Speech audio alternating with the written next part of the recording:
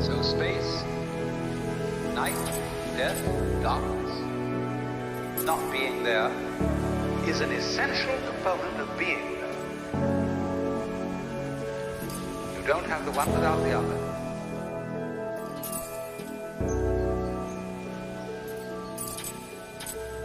That's the way being is made up.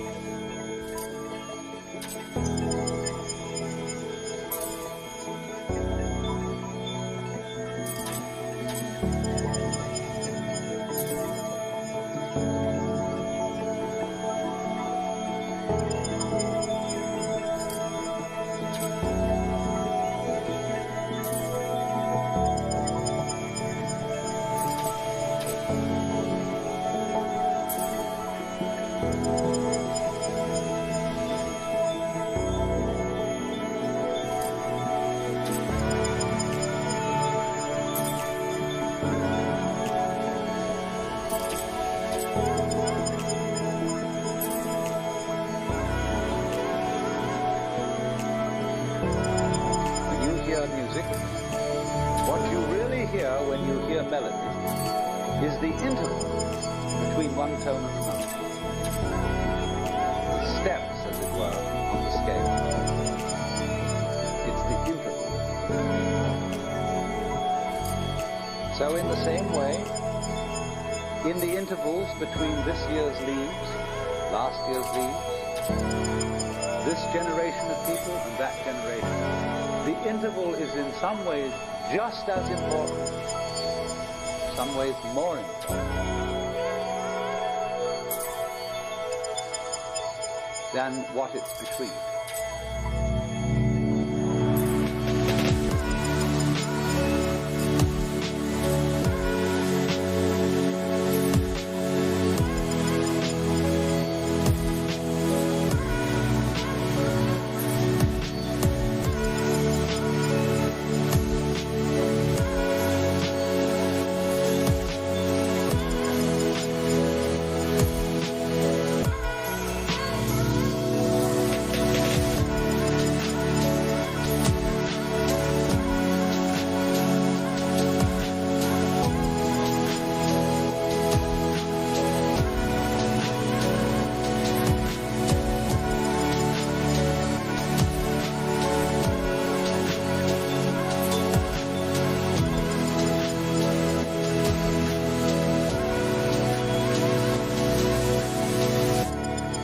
Space, night, death, darkness, not being there, is an essential component of being. You don't have the one without the other, just as your buzzsaw has no teeth without having that. That's the way being is made up.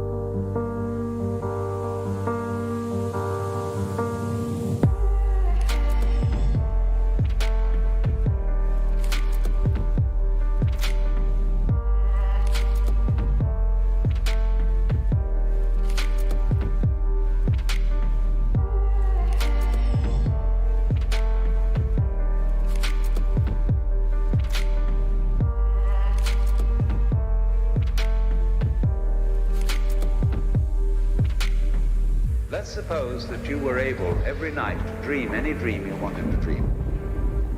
And that you could, for example, have the power within one night to dream 75 years of time, or any length of time you wanted to have. Then you would get more and more adventurous, and you would make further and further out gambles as to what you would dream. And finally, you would dream where you are now.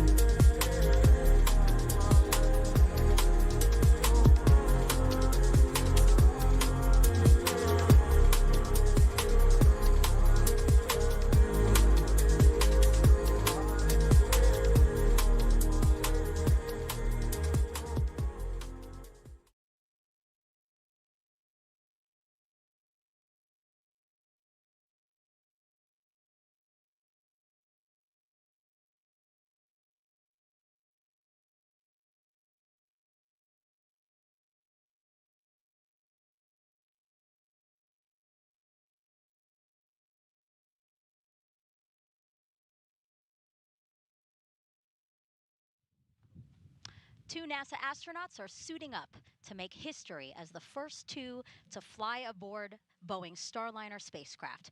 We are tracking liftoff of this flight test at 10:34 and 14 seconds p.m. Eastern Time from Florida's Space Coast to the International Space Station. I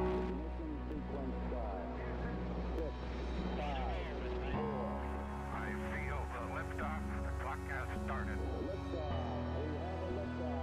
Roger, 0G. I feel fine. Godspeed, John Glenn. Houston, Tranquility Base here. The Eagle has landed. Roger, Tranquility. We copy you on the ground. New possibilities are opening up for scientific cooperation between countries. 2, 1, 0. Liftoff. Americans return to space as Discovery clears the tower. Discovery, go and throttle up. Discovery Roger, go for deploy. Thanks to you and to everybody in the shuttle program. The crew is go for launch. Roger, nice to be in orbit. We have followed in their footsteps to get us where we are today.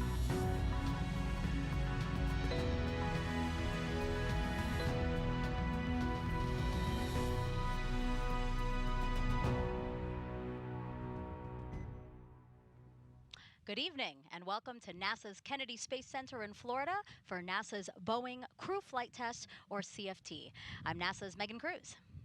And I'm Dee Russell with Boeing Communications. Also joining us today is NASA astronaut Nicole Mann.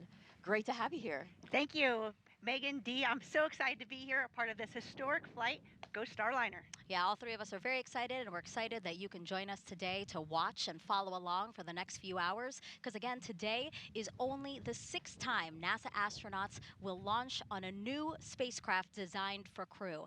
And it will lift off on a United Launch Alliance Atlas V rocket, which ULA just finished fueling cryogenics a few minutes ago. Now, both Starliner and the rocket stand ready on Launch Pad 41. You're seeing a beautiful view there from one of our helicopters at nearby Cape Canaveral Space Force Station's Launch Pad 41. And the last time an Atlas-class rocket sent humans to space was 61 years ago for the final flight of NASA's Mercury program. Over the next 5 hours, we will walk you through the launch of today's flight test. NASA and Boeing want to certify Starliner for regular flights to the International Space Station as part of NASA's Commercial Crew program. Nicole, why is it so important to have a second commercial spacecraft that can ferry astronauts to and from the International Space Station? Megan, it's so important. What we need is dissimilar redundancy taking astronauts to the International Space Station. That allows us to not be reliant on just one company or one rocket. It provides that backup capability so we can continue to have that sustained presence on the International Space Station and do all the science and technology development that we need for future missions like Artemis to the moon. Yeah, it's such a great platform, and it's great that we get to utilize it in such a way by supporting the Commercial Crew program and what it's trying to do for the space station. Yeah, the partnership between government and commercial industry is the way of the future. Yeah.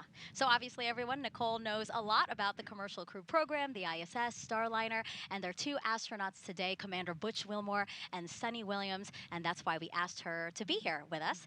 And for those who might not know, so Nicole was first assigned to this Boeing Crew flight test in August of 2018. Not only was she trained to fly it, but she was an integral part of its development along with Butch and Suni. However, she was later reassigned to NASA's Crew 5 mission, which launched in 2022. She became the first female commander of a NASA Commercial Crew program launch and the first Native American in space. And while on board the space station, she and the crew conducted hundreds of experiments and technology demonstrations. She also performed 2 spacewalks, totaling 14 hours. After 157 days in orbit, she and her crew splashed down safely off the coast of Tampa, Florida. And today now, you are here to watch your friends make history, Nicole. It is really a special day. And, you know, it's very important to me because it's a great example of how our teams work together. Boeing, NASA, all working together to create an amazing spacecraft that has this capability to launch. And it's really that team concept. Astronauts may move on and fly other missions and come back, but we're all one big team. Yeah, absolutely. Now, there's a lot to learn about this crew flight test. That's why we have an entire team here to show you and walk you through the before, after of this entire mission. So Just a few miles away at the United Launch Alliance's Advanced Spaceflight Operations Center are ULA's Dylan Rice and Boeing's Lauren Brennecke. Both will monitor Starliner and the rocket for us. Down the road from them at Hangar AE is NASA's Daryl Nail, who is monitoring the weather and NASA's oversight of launch operations. And back here at Kennedy, we have NASA's Antonio Jaramillo to speak with key players in this mission. Plus, we have a team in mission control at Johnson Space Center in Houston. NASA's Brandy Dean, Boeing's Jim May, and NASA's Rob Navius will monitor flight controllers as they guide Starliner on its way to the International Space Station. But for now, let's head back into the suit-up room. We got a live view at the top of the broadcast, but let's go back in there now because that is where all the action is happening. And right now we have a live view of pilot Suni Williams there. She's sitting down, talking to some technicians that are in the room with her. Nicole, what we are waiting to see right now, obviously they are suited up in their intravehicular suits, but we are expecting to see a pressure check on their suits soon, right? Absolutely. So there's a huge team of folks from David Clark and NASA and Boeing that are all working together to make sure the astronauts' suits are perfect prior to launch. And so they will get suited in. You can actually see Butch there. He's in the recliner with a visor down. He's going through his first leak check. So it looks like maybe he's kicking back and relaxing, but actually those suits, when they're pressurized, it's more comfortable to be laying back. Otherwise, you have some really hard pressure points. And so he's going through that leak check now. They're testing the integrity of the suit prior to launch. Yeah, so they're blowing air into the suit to inflate it. That's why we see him inflated there, and that's why his visor's down, because we're making sure that it maintains the right pressure for any issues that they might have. The suit has to protect them. Absolutely. It is their life support system, really. And so should there be a problem in Starliner, they will close their visor, that suit can inflate, and it has the pressure and also the air supply to keep the astronauts safe in the event of emergency. And Dee, Nicole mentioned David Clark, so that's the company that worked with Boeing to design these suits we're looking at, right? Absolutely. So they worked closely with veteran astronaut Chris Ferguson to come up with the details. It is a lot lighter than the traditional NASA astronaut spacesuits. It's about 10 pounds lighter. It's very minimal. You could see on the left side, right under maybe their name, that's where the umbilical will go in, and that's where the air would go into. The chippas, which is a soft helmet. The new thing about this suit is the helmets are actually attached to the spacesuit. It's actually like a hoodie, and that's where the communication cord is connected to, so that they're able to talk to flight control during their mission. And then, of course, they have gloves, as most suits do, and these gloves are touchscreen sensitive, as we do have a screen on our capsule. And it looks like Butch is about to unzip his helmet there, so it seems like we've had a good leak check there. Speaking of Butch, again, Commander Butch Wilmore, NASA astronaut and retired U.S. Navy captain, was raised in Mount Juliet, Tennessee, married to Deanna Wilmore, and they have 2 daughters. As a naval pilot, Butch racked up more than 8,000 flight hours and 663 carrier landings, all in tactical jet aircraft. He completed 4 operational deployments, supporting missions like Operation Desert Storm. Before his selection to NASA, Wilmore was on exchange to the Air Force as a flight test instructor at the Air Force Test Pilot School at Edwards Air Force Base in California. Speaking of space, Butch is a veteran of 2 space flights as pilot on Space Shuttle Atlantis in 2009, and then in 2014 he served as flight engineer for Expedition 41 to the International Space Station. So far, Wilmore has spent 178 days in space and performed 4 spacewalks. This flight test will be his 3rd mission to the ISS. A great background of experience there, Nicole, to really be the commander of a flight test. Absolutely. All the experience of both Butch and Suni as aviators, as naval aviators, and as test pilots, they've really been such a critical component to the development of Starliner as their experience, their decision making. And I love what Butch always says, you always ask the question why. And asking that question why and learning more about Starliner has helped grow this program into what's going to be a successful launch today. And Suni Williams, CFT's pilot and a retired U.S. Navy captain. NASA selected her as an astronaut in 1998, just 2 years before Butch. This will also be Suni's 3rd mission to space, making her the first woman on a test flight of an orbital spacecraft. Her first trip to the ISS launched in 2006. She served as a flight engineer for expeditions 14-15. She then returned to the orbiting lab in 2012 and was commander of Expedition 33. Suni has more than 50 hours of spacewalk time, the second most cumulative time by a female astronaut. So far, she has spent 322 days in space. Before NASA, Suni was a former naval test pilot and instructor, logging more than 3,000 flight hours in more than 30 different aircraft. Williams grew up in Needham, Massachusetts, and is married to Michael Williams. She enjoys hanging out with their dogs, working out, hiking, and camping, as well as working on cars and houses. You were talking about how Butch is always asking why. Suni has always said that that's actually something she really admires about him, because she fully trusts that he's going to get down to the bottom of everything and figure out why we're doing things and why it's the best way to go about things. Absolutely. Butch is always going to ask the tough questions. And if you have, one thing I remember training with Butch is if I had a question or I wasn't sure, he always pause, let's ask, let's find out why. He has that patience and that attention to detail to get down to the bottom of it. Yeah, that's why it's so important for our crew to develop that relationship, because Suni says she really trusts Butch and trusts his decision making. And now, right here, we have a shot actually of NASA astronaut Mike Fink. He's the backup pilot for this mission. And Nicole, a fundamental part of NASA's commercial crew program and getting Starliner to this moment, really, Fink was. Oh, absolutely. Mike Fink has been working commercial crew since the very beginning. Before he was even assigned to Starliner, he was in charge of the astronauts that were working that program. So he's had a fundamental role in its development as well, and it's great to see him in the backup role today. And then he's also assigned as the pilot for Starliner 1.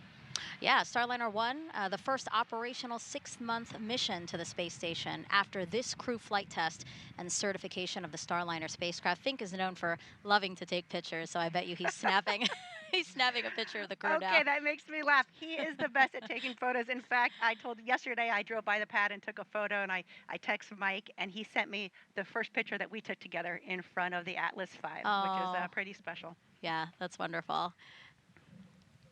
And I know he's there in a monitoring role, right? Because as he prepares for Starliner 1, it's really important to see how everything shakes out for CFT today. Oh, for sure. But he's also the ASP. So he's the astronaut support person in the room. And so his job is to make sure Butch and Suni have everything that they need for launch. Of course, there's a team that's helping them out, but he has that special eye to know, okay, this doesn't look quite right.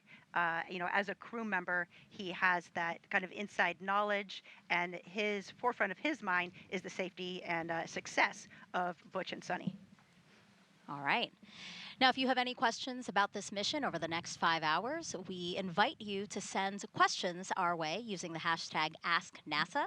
All you have to do is go to one of our platforms, Facebook, X, Twitter, Instagram, and again, use that hashtag AskNASA to send in your questions. We look forward to hearing from you and answering those questions live.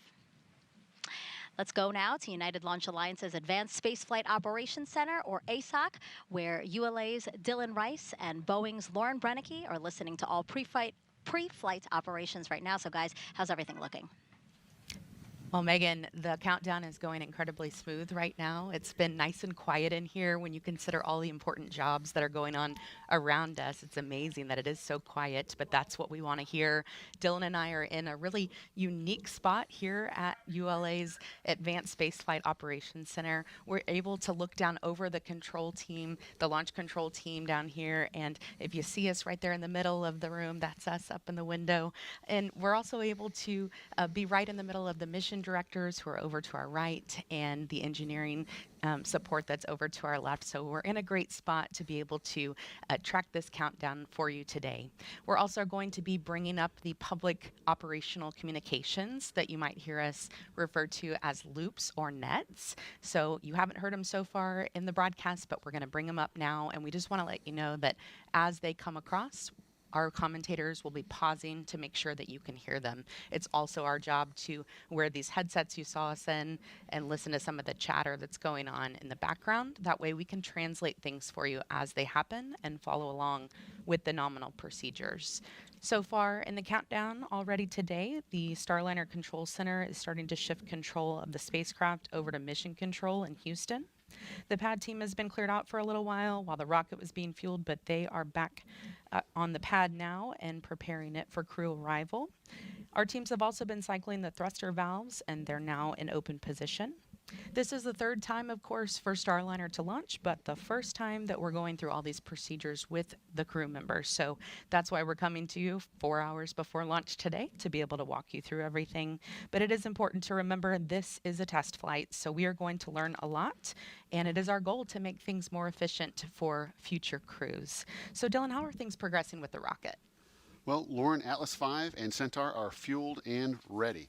The rocket was rolled out to the pad this weekend, where it was connected to the propellant storage farms, air conditioning, and other pad utilities. Our countdown started at 11:14 a.m. this morning, and we powered up the rocket, began all of our final checks of our avionics systems, and then started the final preps out at Launch Complex 41. All that work wrapped up around 3:30 p.m.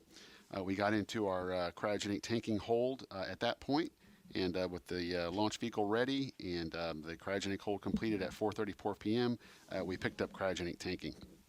Cryogenic tanking takes about just under 2 hours to complete and went very smoothly today. The vehicle right now remains in stable topping, and all pre-launch checks are basically complete. The readiness poll has been completed for pad entry, and the blue team is, as you said, arriving at the pad now. Today is the 100th launch of the safe and reliable Atlas V rocket. It's the third flight of the 172-foot tall N-22 configuration. This rocket is equipped with a dual-engine Centaur upper stage, which is a configuration that's uniquely capable to deliver the performance needed for that specially shaped trajectory that maximizes crew safety for Starliner. Rocket processing activities are sequenced to the T-clock. So right now we are at T-minus 4 minutes and holding. T-clock stands for terminal count clock. So what that indicates is that right now we're not performing any significant processing of the rocket. The L clock, which is what you see on the screen, or launch clock, is counting down from L minus 3 minutes, 3 hours 47 minutes down to T0 for our instantaneous launch opportunity at 10:34 and 14 seconds this evening. One thing I really love is that it's the Atlas's 100th launch, and it is the first crewed launch for CST 100. So that is our lucky number of the day. If you don't know, CST stands for Crew Space Transportation, and the 100 represents the 100 kilometers up. That is the space line, the difference between Earth and space. So, of course, you'll hear us refer to it as CST 100 some, but we do call it Starliner now. That is the fleet name. So let's get a check-in with NASA's Daryl Nail at Hangar AE. Daryl? Thank you very much, Lauren and Dylan. And here at Hangar AE, the management for Commercial Crew Program is monitoring all the systems, including the weather. We just got a weather brief just about 20 minutes ago from the launch weather officer for the 45th Space Wing, Brian Benson, and it's looking pretty good. In fact, it's looking excellent for the local area here at the launch pad. You can see in this shot off in the distance some clouds off into the horizon. We may have some stray cumulus clouds that could form out there, but other than that, that is the only concern when we go into this launch tonight. The fact is that we've got winds that are onshore pushing the sea breeze storms, which are very normal this time of year here in Florida. They're pushing them well west of us. In fact, there's some storms firing up to the west, just west of Orlando, which is about an hour's drive of here. Thunderstorms are starting to form there. They have some lightning that is in the area. But all of that is not a concern, according to the launch weather officer. Now, there's two areas that we're looking at, and the first is the launch pad. You can see from this shot right here, the seas look great, the sky looks good, and overhead we're looking really fantastic. So let's put up the weather graphic and just give you the breakdown for the launch weather officer here in the area. That's, you really can't get much better than that. 95% go. You know, they wouldn't want to put 100% because I have you loud and clear on one. Roger that. Blue team has arrived at CAT level 12, performing white room toxic vapor and O2 checks. Roger. Okay, so there you heard the blue team is up at the 12th level. 3 hours, 45 minutes. And so we are 95% go, with the only concern, as I mentioned, cumulus cloud rule, temperature 72 degrees. As far as the little bit of elevated risk for the ascent abort corridor. This is the area up the northeastern seaboard of the United States. There is a cold front that is leaving the area. It has created some cool water in that area, and the search and rescue teams are monitoring that. It's below 40 degrees Fahrenheit, but that's not something that's going to be able to stop the search and rescue teams for Det-3 from going in that water if, for some reason, the crew capsule aborts into those waters up the near the Canadian Maritime Provinces. Go ahead, Slick. The CST 100 commanding transferred from BMCC to MCC CST. Roger. All right, with Butch Wilmore in his seat, getting ready to do his suit leak check, we'll toss it back to Megan at the host desk. Yeah, so right now we have Butch sitting there. His suit leak check is actually complete, as well as Suni. So this is kind of some downtime that they have here, right, Nicole? Yeah, it sure is. There's a little bit of what we call slop put into the schedule so that if they needed to redo a leak check or something like that, they could. But they're running through kind of in their minds all the last things that checking the configuration of their suit and all their pockets. And I'm sure they're saving time for maybe a card game. Okay. And I do want to point out some pre-launch traditions because we here at NASA love to honor history and traditions here. So we want to show you one of those pre-launch traditions. This one is the addition of Butch and Suni's mission patch to a wall inside of astronaut crew quarters. You can see Butch finding the perfect spot for where he wants it, right on top and in the middle. Right on top and in the middle. That's great. I love that you're laughing because this is very Butch-like, as I gather. Rightfully so, though. It's the first flight, so that's great. You can see all the other patches from the SpaceX launches down on the left and right sides there. Right, so your patch is there. Yes, on the right side, I think it's the third one down, Crew 5. Perfect. So now we see Suni signing around the patch, and now Butch. This happened on April 26th, just a day after the crew arrived at Kennedy for launch. And just, again, a great opportunity to honor the history of these launches and also to continue with tradition. Absolutely. And you see there's plenty of room there for the follow-on mission patches. That's right. That's right. Lots more launches to go with NASA's Commercial Crew Program. And speaking of their mission patch, Butch and Suni designed it together, and every detail has meaning. So the 7 stars in the background represent each astronaut who traveled to space as part of the Mercury program. The astronaut symbol at the bottom between Butch and Suni's names represent all who will follow in their footsteps after this flight. The orange border is a nod to this being a test flight. Earth's blue marbling represents Suni's love of the ocean. And of course, you have Starliner and the Atlas V rocket there in the middle, with the ISS above it signifying Starliner's first destination in space.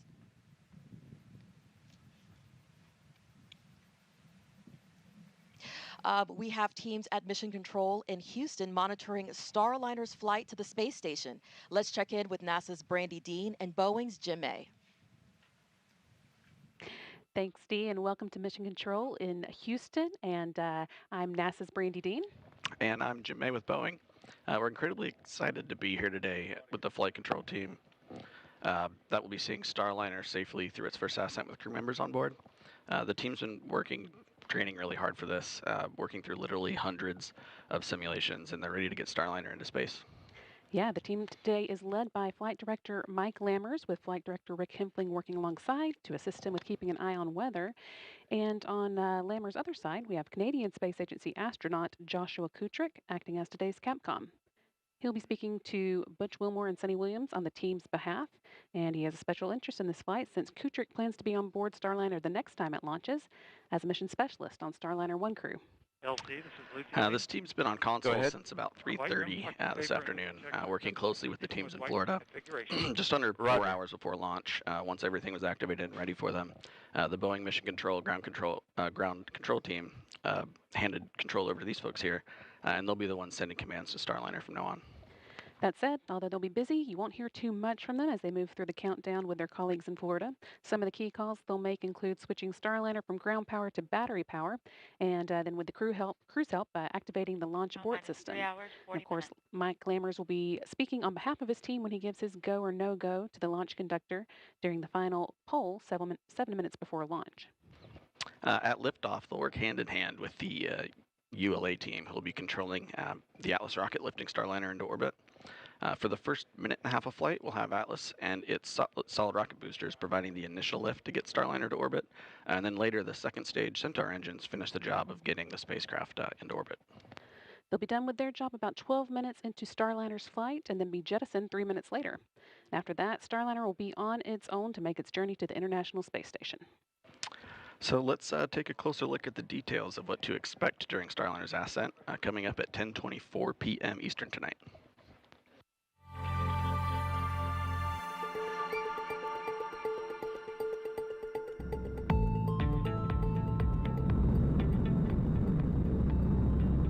Ascent begins at T-0, liftoff, the end of the countdown, and the beginning of the mission. Shortly afterwards, at T+12 seconds, the rocket rolls, lining up Starliner with its target orbit and putting the astronauts in a heads-up position. Then, around T+40 seconds, max Q starts. That's also known as max aerodynamic pressure. This is a critical time when the atmospheric forces reach their highest. Next, at about +1 minute 35 seconds, the two solid rocket boosters run out of fuel and burn out, and about a minute later they separate from the booster. The Atlas booster engine continues to burn for almost 2 more minutes. Then at approximately +4:30, booster engine cutoff, or BECO. About 5 seconds later, the booster separates, and so does the ascent cover on top of Starliner. At around 4 minutes 45 seconds, the Centaur upper stage ignites, continuing the push to orbital speeds. Then a little after 5 minutes, Starliner is free of the atmosphere and doesn't need additional aerodynamic support, and the aeroskirt is jettisoned. After a long 6+ minute push from Centaur, main engine cutoff, or MECO, happens around 12 minutes after liftoff. Then, when Centaur successfully separates almost 15 minutes after launch, ULA's job is done. But Starliner is not quite in orbit yet. After a 16-minute coast, Starliner ignites 4 of its orbital maneuvering and attitude control, or OMAC engines, for the orbital insertion burn, and then 31 minutes after liftoff, the ascent profile is complete.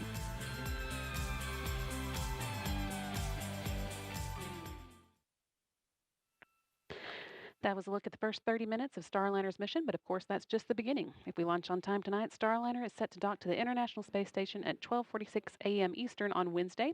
So next we're going to check in with NASA's Rob Navius, who is waiting on launch just down the hall with the Space Station Flight Control Team. Rob? Well, good evening from the International Space Station Flight Control Room here at the Johnson Space Center in Houston, where the Orbit 3 team of flight controllers is on duty at this hour, keeping tabs on the countdown, the progress of Starliner's preparedness for launch, and the countdown for the crew members on board the station to be awakened at about 2 a.m. Eastern Time Tuesday morning. Once the 7 station crew members are awake, they'll move right into preparations for the arrival of Butch Wilmore and Suni Williams late Tuesday night. High on the list for the station crew after their wake-up call will be the stowing of equipment currently housed in the passageway between the forward end of the Harmony module and the hatchway through which the Starliner astronauts will float as they enter the station following docking. Tuesday afternoon, there'll be a pair of mission management meetings, first by Boeing management to assess Starliner systems following launch, and the initial series of OCCs. Those are the operational checkout capabilities the Starliner crew will conduct to ensure that the vehicle is ready for docking. Following that meeting, the International Space Station partners will gather to give final approval for Starliner to press ahead with the critical phase of the rendezvous that begins tomorrow evening with the terminal phase initiation burn. So it's a busy 24 hours that lies ahead. We'll be here every minute to keep you posted. And by the way, at the time of launch tonight, the International Space Station will be flying 260 miles over southern Belgium. With that, we'll send you back to the Cape. Thank you to our colleagues over at Johnson Space Center. We are now 3 hours, 35 minutes, 10 seconds and counting from liftoff of NASA's Boeing crew flight test. Go ahead, flight. I'm ready for hold call authority comm check. Proceed. Stand by for voice loop reconfiguration. Roger.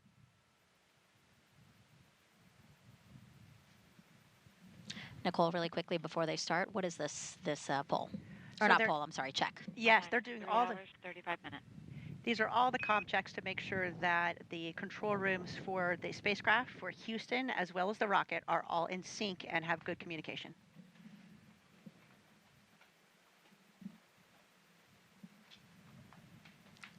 As we wait for that comm check, we are outside now, looking at the crew's ride to the launch pad. Because LC, before, SMD on channel 1 for a comm check. I have you loud and clear on channel 1. I have you the same, LC. SMD out. all right, we're actually going to go back inside because the card game is happening. And Nicole, talk us through what's happening right now. Okay, so there in the middle of the screen, you see Joe Acaba. He's the chief of the astronaut office. OK flight, comm check on air to ground 1. I have you loud and clear on channel 1. Copy. I have you loud and clear on CST air to ground 1. This completes the hold call authority comm check. Roger. And they're playing a game called SCAT, which is essentially 31. You want to get 31 in your hand of the same suit, and you can decide to pick another card, or if you think you're close enough, you can knock the table. Looks like Suni just knocked the table there, so maybe she thinks she won. Butch will get one more try to see if he gets 31, and then we'll see. And why are they playing a card game? Some people might be watching and going, wait, what? Yeah, maybe it does seem a little odd. It's tradition goes back, I think, as long as I've heard, at least some type of a card game, or, for example, for our launch, Josh Cassada, our pilot, he did a card trick. So it's just, if there's time, we do it. Of course, if you're running behind, you would skip the card game, but it's just a nice tradition and a chance for the crew to kind of take a breather before walking out to the rocket. And the purpose usually when they're playing a game is the commander has to lose, right? Yes, you want that to be, the worst thing that happens that day. Yeah. So it looks like Suni, I don't know if Suni, well, maybe Suni won because really, again, oh no. Yeah, I don't think Suni has won because they continue to play. That's what I'm thinking. They're just dealt another hand, so we'll see. Again, another pre-launch tradition that dates back quite a bit. And we wanted to bring you back into the suit-up room to show you this because it is a moment of levity for the crew before everything really starts to ramp up before launch. And it's really great. These traditions, sometimes you lose where they actually start, but sometimes they've been carried on for decades and decades. And there's a lot of little traditions and big traditions, but it's a big part of NASA and our launches to space. While we watch them continue to play, I do want to mention one thing because obviously we see their helmets hanging off the back of their suits. There was a dream that Butch kept on saying that he was having, more of a nightmare, I guess, where he was saying, oh, I think he won. Well, looks like it. He won. Yes, thumbs up. That means go. Okay. That means go. We have some cheers from around the room. Suni's happy to lose or happy to win. I don't know who won. I'm not sure. Maybe they changed the rules. They look happy either way. That's the most important part, right? Like everybody's smiling there. Back to that story. So Butch was having this recurring nightmare where it was launch day and he couldn't find his helmet. So I'm sure he loves the fact that this helmet is attached to his suit. Yep, that is good. I think you still need your chippa though, so the earpieces they still need, but that'll be in their helmet bag. Yeah. Thank you, LC. Minor comm issue with blue team, but it is resolved now. Roger. And so you just heard that call out. Basically, the blue team, just to set everybody's understanding of some of the loops that they'll be, or some of the announcements that they'll be hearing over communication loops, is the blue team is the pad that's out. The blue team is the team that is on the launch pad right now, prepping the pad for Suni and Butch's arrival. We're watching them take some photos with some folks who are in the suit-up room there, and they're holding some roses, Nicole. Do we know anything about that? I'm not sure if they're for, support folks, or maybe they're for their family. When they walk out here of the astronaut quarantine facility, then their immediate family will be there waiting for them, and they'll get one last chance to chat with them before riding off in the Astrovan. Yeah.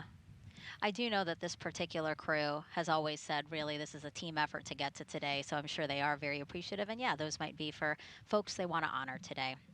And as you mentioned, the Astrovan, Nicole, the Astrovan is going to be Butch and Suni's ride to the launch pad. You're looking at it right now. It's parked right outside of the Neil Armstrong Operations and Checkout Building. Crew quarters is right inside of the ONC. NASA chose the company Airstream. back in the 60s to create a crew quarantine vehicle for when astronauts returned from the moon. The picture you see there, President Nixon talking to the Apollo 11 astronauts inside said quarantine vehicle. And then during the shuttle program, Airstream created the first generation Astrovan. You see it there, a 27-foot motorhome that transported astronauts across KSC to their launch pads. You see Butch smiling there, one of his previous missions. Suni also rode in that Astrovan. And now here's a closer look at the new Astrovan. It's wrapped with pictures of Starliner, has a license plate that says Ride to Space. When the doors open, steps fold out. The inside can seat up to 8 people. There's those steps. And there's, with the room for the astronauts, portable air ventilators that keep them cool. The Astrovan also includes TV and a sound system so crew can watch or listen to whatever they want on their way to the pad. Looking like a pretty comfy ride there, Nicole. You jealous? It's pretty sweet. It's a pretty sweet ride. So again, that is parked right outside. I love that Ride to Space license plate. That's cool. Yeah, that is. It's always nice to see these personal touches, you know, and again, to bring in some fun, right, to a historic mission. Now, Nicole, we're outside again of the ONC building, Neil Armstrong Operations and Checkout building. Can you talk to us about the crowd of people that's there now? Oh, absolutely. So you'll see Butch and Suni, their immediate family, will be there watching the launch, and then you always have a support astronaut. And for... Oh, it actually looks like they've already left and the they're suit-up matching. room. Look at, they're matching their picture in the elevator. That's awesome. That's great, yeah. So there you have Commander Butch Wilmore and pilot Suni Williams. They've left the suit-up room a couple of seconds early. They've walked down a hallway and are now in an elevator to go down to where you're seeing now. They will soon walk out the doors that are to the upper left side of your screen. They'll greet the crowd there before getting into their Astrovan. So again, Nicole, what were you saying about the people there? Yes, of course. There's always astronauts there supporting the family. So I think flying in space is one of the most important things we do. And the next thing after that is supporting our friends that are flying to space and supporting their family. So you'll see Steve Bowen, who is supporting Butch's family. And they were classmates of the astronaut class of 2000. And then Doug Wheelock is supporting Suni's family, and they are classmates in the class of 1998. Wow. Yeah, it's so nice to see the familiar faces, you know, just to, again, get one more moment with your loved ones before a really important historic mission ahead of you. Butch and Suni have been training on Starliner for years, and Starliner training takes place at Johnson Space Center, where they can simulate just about anything they may experience in space, even zero gravity. They performed a lot of their training inside a real-size mock-up of the Starliner at JSC, which just happens to be right across the room from a real-size mock-up of the International Space Station. And just down the road, they spent hundreds of hours inside of Starliner's simulators, running through various possible scenarios they could face during this flight test.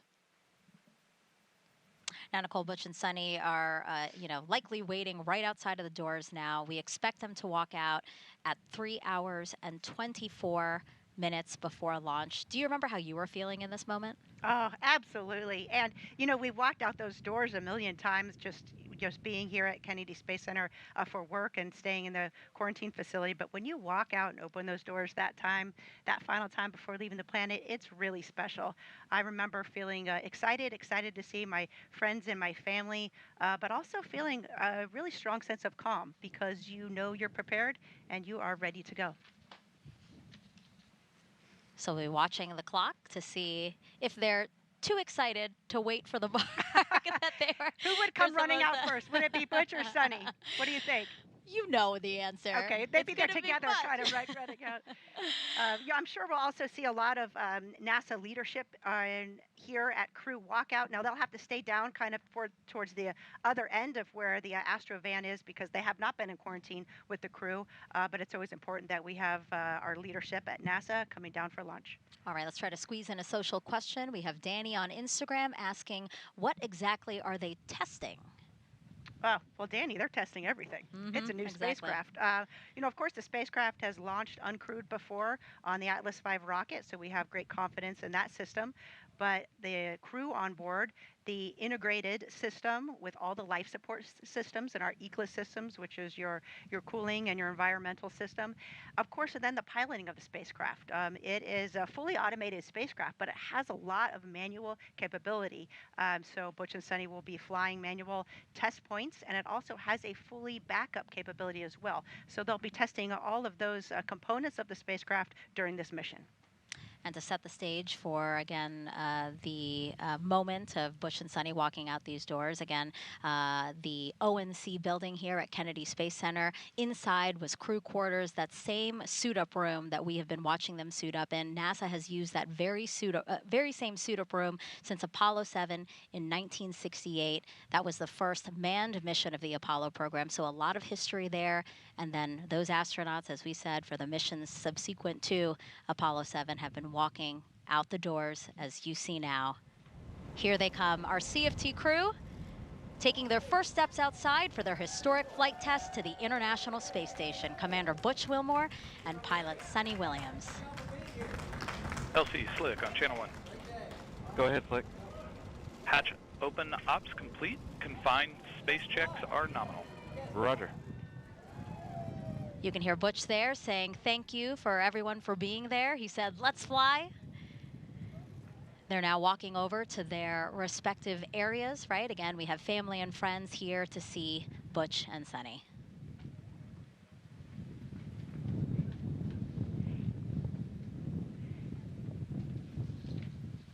Everybody looks really happy, smiling, excited.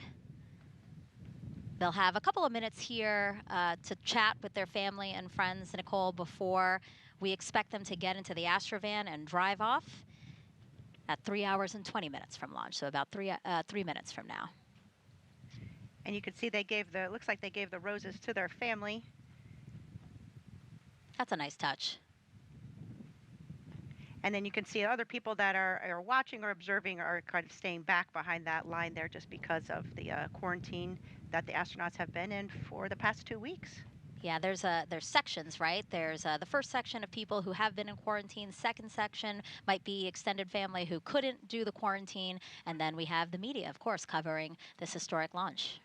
And this is a special moment. I mean, it looks like it's crowded there, but it's really a private moment that you're kind of have with your family to exchange some words and give some final words of encouragement for those that are staying back on the planet and for the person that's leaving the planet as well. Yeah, both Butch and Suni have said, you know, they have included their family every step of the way of their mission. So really, they feel like their family is ready and excited and happy for them to embark on this journey. Absolutely, and your family is such a big part of this. Your immediate family, of course, your extended family, then your NASA family and your Boeing family. It's really everybody working together and supporting each other is the only way we can make these incredible things happen. Yeah, less than 2 minutes from them to drive off to their launch pads. I do want to point out who's going to be getting in the Astrovan with them. So we will have a driver. His name's actually Rodney Perry, and he said, I could not pass the opportunity up to drive astronauts to a launch pad. I don't blame him. Yeah, that's pretty cool. And then we have a backup driver who's going to ride passenger, monitor again those communications that we're hearing over the loops, the nets, just to keep tied in with the operation.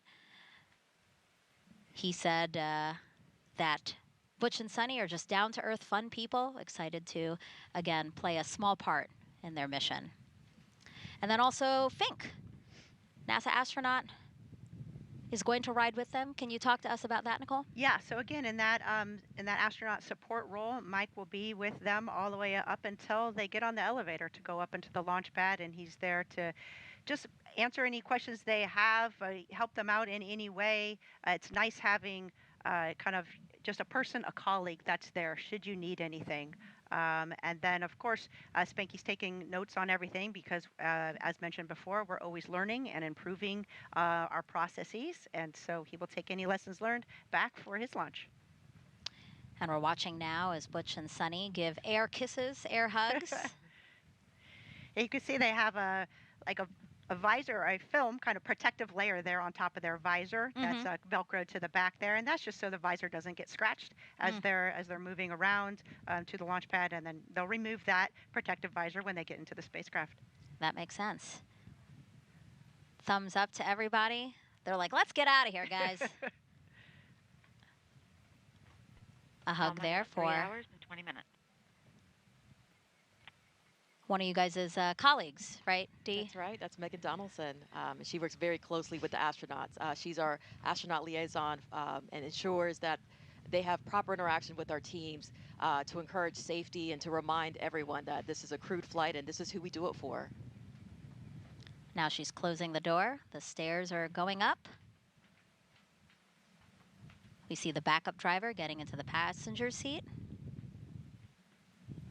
I always expect the, the Astrovan to zoom away or something, but for some reason it always drives so slowly. I guess safety first, right? Exactly. I was just going to say safety first. We have speed limits here on Kennedy Space Center. Yeah, don't we take those very you seriously. encourage people to beat those speed limits? Of course not. I'm sure everybody getting situated in there.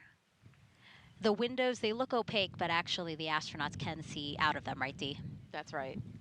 So they'll be able to have views of the entire Kennedy Space Center as they ride to their pad. And what a beautiful time to be riding to the pad. We're about to see sunset here. Golden hour.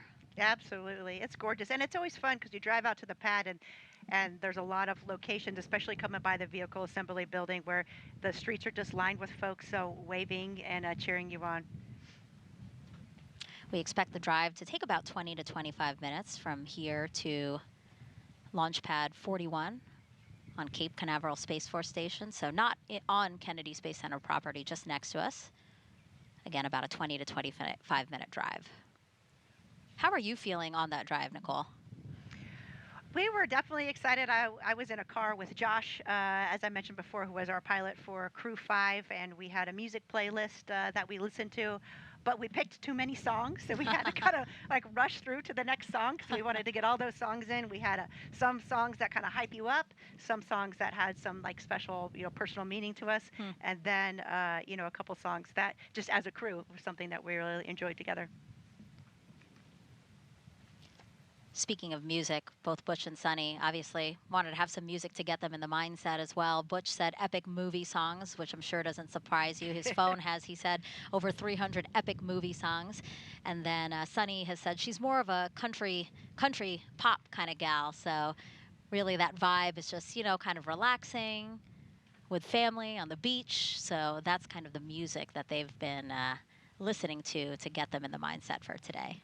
Absolutely. I mean, you're definitely focused on, launch and the upcoming mission, but the ride over gives you just a chance to kind of kick back and reflect a little bit about all the work that's gone into preparing for this moment, all the teams of folks that have been working hard to make sure that this launch is as safe as feasibly possible, and then also to 3 reflect hours, 17 minutes.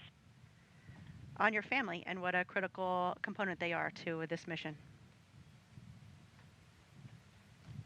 Seems there might have been a slight delay, but now everybody is back in, and we are off.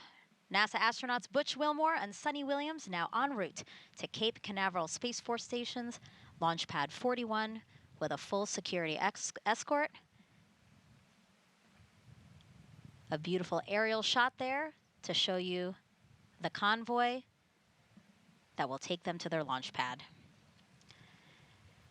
Now, I remember, Dee, you said that inside there's a TV in there, and of course we wanted to know what the astronauts will be watching while on their ride to their pad, and we found out they'll be watching the Top Gun Maverick movie. I hear you laughing, Nicole, because that is very much the two of them in a way to get them both amped up. As we've mentioned before, both are experienced naval aviators, and we actually have some old school pictures we'd like to show you now. We have a picture of Suni back in the day. And that particular movie has significance to her because she said when she first got into the Navy, she thought about being a diver, but then she watched the first Top Gun movie, and she decided to go to flight school. So she ended up being a helicopter pilot, right, Nicole? That is awesome. That's a great picture. I have not seen that one before. Yeah. Yeah, Suni was a helicopter pilot and a test pilot, and is still a wonderful pilot today. She actually flies a lot of general aviation as well. Mm-hmm. And then we have a picture of Butch, of course. Fun fact, he was actually a real Top Gun pilot. And Dee, you mentioned Chris Ferguson, a retired NASA astronaut. He's on the far right. Talk to us again about him and the fact that he, too, was a Top Gun pilot. That is correct. You know, he... LC Slick on Channel 1. Go ahead.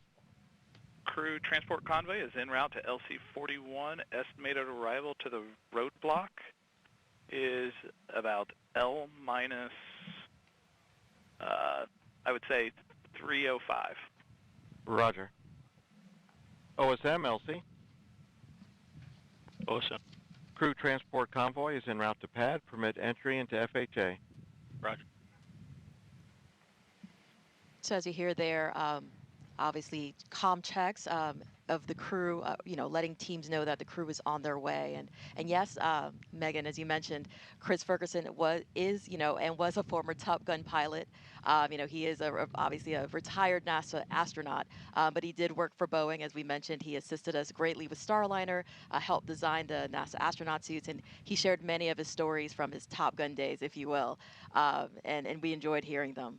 So love that they all have that to share. And as we watch the convoy make their way across Kennedy Space Center here, let's check back in with NASA's Brandy Dean and Boeing's Jim May, who are monitoring things at Mission Control in Houston. Thanks, Megan. It's great seeing Butch and Suni on their way to the launch pad. We gave them a good send-off here when they left Houston on April 25th as well. The teams at Johnson Space Center lined the road to Ellington Airfield, holding up good luck signs and even tossing a little confetti as they drove in to board their T-38s for Florida. Things have been going smoothly for the flight control team in Mission Control Houston. The team here took control of Starliner a little less than an hour ago, and they've been working smoothly through a number of the steps in their pre-launch checklist. One of the first things they did after coming on console was a weather briefing with the crew in crew quarters still. That was a quick conversation, though, as the weather is looking very good for today's launch opportunity. The team here in Houston is continuing to work through their pre-launch checklist, although right now they're working in more of a monitor mode, keeping the spacecraft stable while Butch and Suni head to the pad. Then the teams at Kennedy Space Center prepared a Starliner for their arrival. So once the crew gets strapped into their seats and the hatches closed, things here will pick back up a little bit as we perform cabin leak checks, monitor Starliner's life support systems, hosting the crew for the first time to space. Yeah, and then in the last 20 minutes before launch, there are a few important actions they'll work through, switching Starliner to internal power and working with the crew to activate the launch abort system. This carefully choreographed pre-launch process has been practiced many times as a fully integrated team, and most recently just last week with all of us sitting here in the same seats as our final set of training to prepare for Butch and Suni's mission today. And of course, all of this is aiming to get the crewed Starliner to the International Space Station for its crewed flight test. So let's check in again with the destination, the International Space Station. Rob Navius is with the Space Station Flight Control Team, standing by to give us an update. Rob? Thanks, Brandy. Well, Mission Control is buzzing tonight with the White Flight Control Room down the hall, poised to take over Starliner mission operations at liftoff of the Atlas V rocket. And in this room, the International Space Station Flight Control Room, we're ready to collaborate with our colleagues once Starliner moves into what are called integrated operations around 9:45 p.m. Central Time tomorrow night, about 3 hours prior to Starliner's scheduled docking. Once the new spacecraft is docked to the station's Harmony module, there'll be a period of about 2 hours to conduct leak checks on both sides of the Starliner Harmony docking interface before the hatches will swing open, allowing Butch Wilmore and Suni Williams to enter the station, which has been home for both of them on previous missions. Wilmore and Williams will configure Starliner systems for docked operations, then will join the 7 Expedition 71 crew members for a typical safety briefing. That will be conducted by Station Commander Ali Kononenko of Roscosmos. The Starliner crew will transfer equipment to the station from their spacecraft and begin to settle in for their visit. Countdown clocks are ticking backward as we close in on the launch of this test flight. We're ready here in Houston, so let's go back to the Cape and our continuing coverage. Thank you.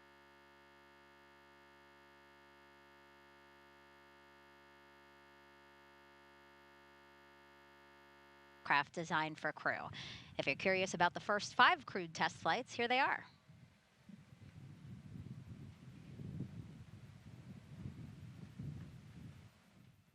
The first was Mercury Redstone 3, launched May 5th, 1961 with Alan Shepard. The next one was Gemini 3, launched with Gus Grissom and John Young on March 23rd, 1965. Apollo 7, Wally Schirra, Don Isley, Walt Cunningham, October 11th, 1968. Then you have STS-1 with astronauts John Young and Robert Crippen, which launched on April 12th, 1981. And then NASA's SpaceX Demo 2 mission, Doug Hurley and Bob Behnken, May 30th, 2020. And of course, today you have NASA's Boeing crew flight test with Commander Butch Wilmore and pilot Suni Williams. And as you pass by there, that's actually near C3PF, where we refurbish and assemble the Starliner. And right next to that building, we have the historic Vehicle Assembly Building here at Kennedy Space Center. And we should, of course, acknowledge that what will be the 7th time NASA will fly crew on a new spacecraft off our planet, and that will be the Artemis 2 mission next year. NASA astronauts Reed Weissman, Victor Glover, Christina Cook, and Canadian Space Agency astronaut Jeremy Hansen will orbit the moon, and their Space Launch System rocket and Orion spacecraft will be assembled in that Vehicle Assembly Building. Let's check out what's already in work for NASA's return to the moon.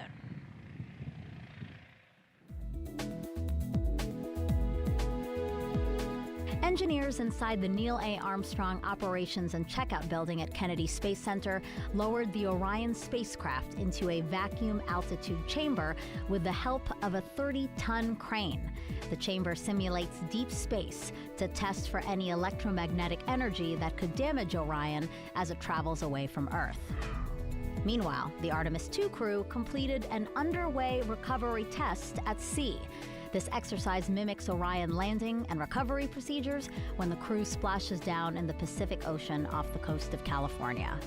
Navy divers and boats approached a mock-up Orion capsule and helped the astronauts into helicopters, which then flew them to a nearby naval ship, just like they'll do during the mission.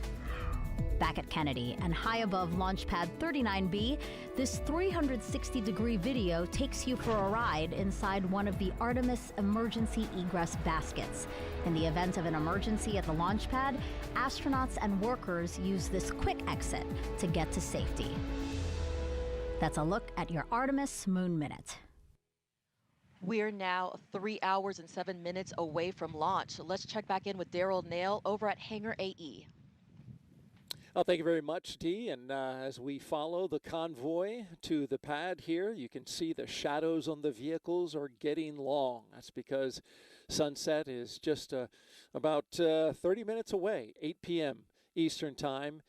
Sunset, and the conditions for weather are simply fantastic. It's 79 degrees outside, humidity about 70%, but we are very dry, very comfortable, and any storms that have been caused by sea breeze, convection over the center of the state are being kept away by some nice 12 to 14 knot winds, according to the launch weather officer, just keeping those storms at bay off in central Florida. So as the team goes out there, the crew's getting a beautiful sunset, a beautiful Florida sunset as they go out to their launch pad today. Also want to mention that the NASA operations manager has set the triage points based on the conditions that the weather has for today, specifically the winds, those 12 to 18 knot winds forecasted at T0. That dictates where they can put the triage should there be an emergency at the pad and they needed to get crews out of there. They want to make sure that both the emergency personnel and the astronauts are safe in case of any emergencies that happen. Now, you saw the helicopter flying right by, and this is a shot as they continue to drive out towards Space Launch Complex 41 here. And with that, we're going to send it back to Megan. All right, and as Butch and Suni are almost at the launch pad, let's check back in with Lauren and Dylan as they monitor the countdown. Hey, Megan, as the crew has been making their way across Kennedy Space Center and over to the Cape Canaveral Air Force Station side, Space Force Station, I should say, the pad team's been inside working to prepare the inside of Starliner for the crew to arrive. We've been talking a little bit about the pad team. We've told you we also referred to them as the blue team. So if you hear us say blue team, that's who we're talking about. It's made up of 5 people from Boeing and 3 people from ULA. As the pad team is working up in the top of the crew access tower, one of the pad team members is also going to be making their way down to escort the crew up once they get there to the pad. You can see there on the left of your screen, that is what we call the white room. So we have 2 pad team members working away in the white room. And then on the back of that shot is, of course, the hatch that goes into Starliner. So that's where we will see Butch and Suni making their way into here shortly. We're also about to see a pretty exciting moment. As soon as they arrive to the pad, they are going to be able to get a last second look at their rocket. They will first pull over to the side of the rocket and be able to look up at it and see it in all of its glory before they take off this evening. And they've done this 3 times before. This will be their 3rd time. They've, of course, gone to space in the shuttle and as well as the Soyuz. So they know how to go through these motions, but it's a little bit different and a little bit special each time. We have heard Suni and Butch talk a lot about this spacecraft and how much they love it for its agility. Butch, if you've heard him in some of the recent press conferences, has even joked a little bit about how he feels so lucky to be in this spacecraft and how nimble it is, because he says he could really do barrel rolls around the ISS if he wanted to. Go ahead. Of course. Yes, sir. Per step 150, 26 personnel, 26 entering FHA at this time. Roger. Of course, he would not be doing barrel rolls around the ISS, but he just likes to use that as an example of just how nimble this spacecraft is. Suni also tells us that it is a test pilot's dream to be on this flight. She says she feels like she won the golden ticket. So it's pretty special for our teams to hear things like that. They have both been thoroughly involved with the development of Starliner, making changes along the way. They say that their fingerprints are really all over every procedure, every part of Starliner, even their spacesuits. They have been that involved in the makeup of everything. Of course, it is their goal to put Starliner through the ringer during this test flight and to prepare it for their friends who will take future rides on Starliner once we are certified and there are future missions on Starliner 1. So Dylan, the crews feel very confident with a ride to space on the Atlas, which has a 100% mission rate. They like to talk about that. Well, Lauren, the Atlas V Starliner configuration was designed with a commitment to safety. One of the most reliable rockets in the world, Atlas V, is today carrying an extra layer of safety for its specialized duty of launching astronauts. We call that the Emergency Detection System, or EDS for short, and it was developed by ULA engineers to enhance the protection of astronauts riding atop Atlas Slick V. on Channel 1. Go ahead. Ready for pad support personnel to perform OSE radio comm checks and proceed to ground level. Roger. And Lauren, as I was saying, that EDS system autonomously monitors the health of all of the launch vehicle systems during flight. If the EDS system detects an impending anomaly, it can trigger an abort faster than any human could possibly do. But the astronauts also have the capability to trigger a manual abort from inside the capsule. Along with that EDS system, we also have a dedicated ascent flight control team on console at our headquarters in Denver.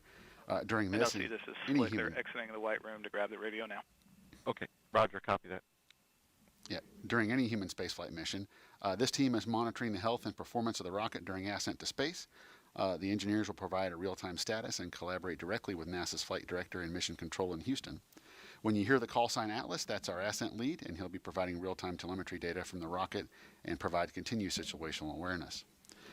So for now, the rocket remains ready. We're just waiting on the opening of today's launch window and our astronauts. All the activity out at the pad is actually up on that crew access tower right now. As you mentioned, there are 3 ULA team members on the blue team, and they're there to manage all aspects of the crew access tower systems. They perform the initial safety checks of the tower and the white room prior to the Boeing team's arrival at the pad. Once the crew is loaded, and convoy has arrived at the pad gate. Roger. LCOSM. Go ahead. Crew transport vehicle has entered the pad. Roger. Crew is clear to proceed to level 12. Roger. Okay, we're hearing now that the crew has pulled into the pad fence line, as you can see, and they've been given clearance to go all the way up to level 12 on the CAT. All right, as Butch and Suni make their way up to the rocket, and we are going to see a very historic moment here. We're going to pitch it back over to Megan and Dee and Nicole. Ladies. Thank you, Lauren and Dylan. Yeah, we just saw the Astrovan get onto the pad there. The rest of the security escort stayed behind, right, Nicole? Yes, they stay behind, and it's just the Astrovan that goes up there to the launch pad. L-3 hours. Time markers again, L-3 hours to launch. As we see Butch and Suni and NASA astronaut Mike Fink get out of the Astrovan. You can see Mike taking some photos there already, which is, he's always great at commemorating the moment. Yeah, I'm sure that he's very excited again to see his friends. And this is a special moment right here when they get a chance to look at the rocket.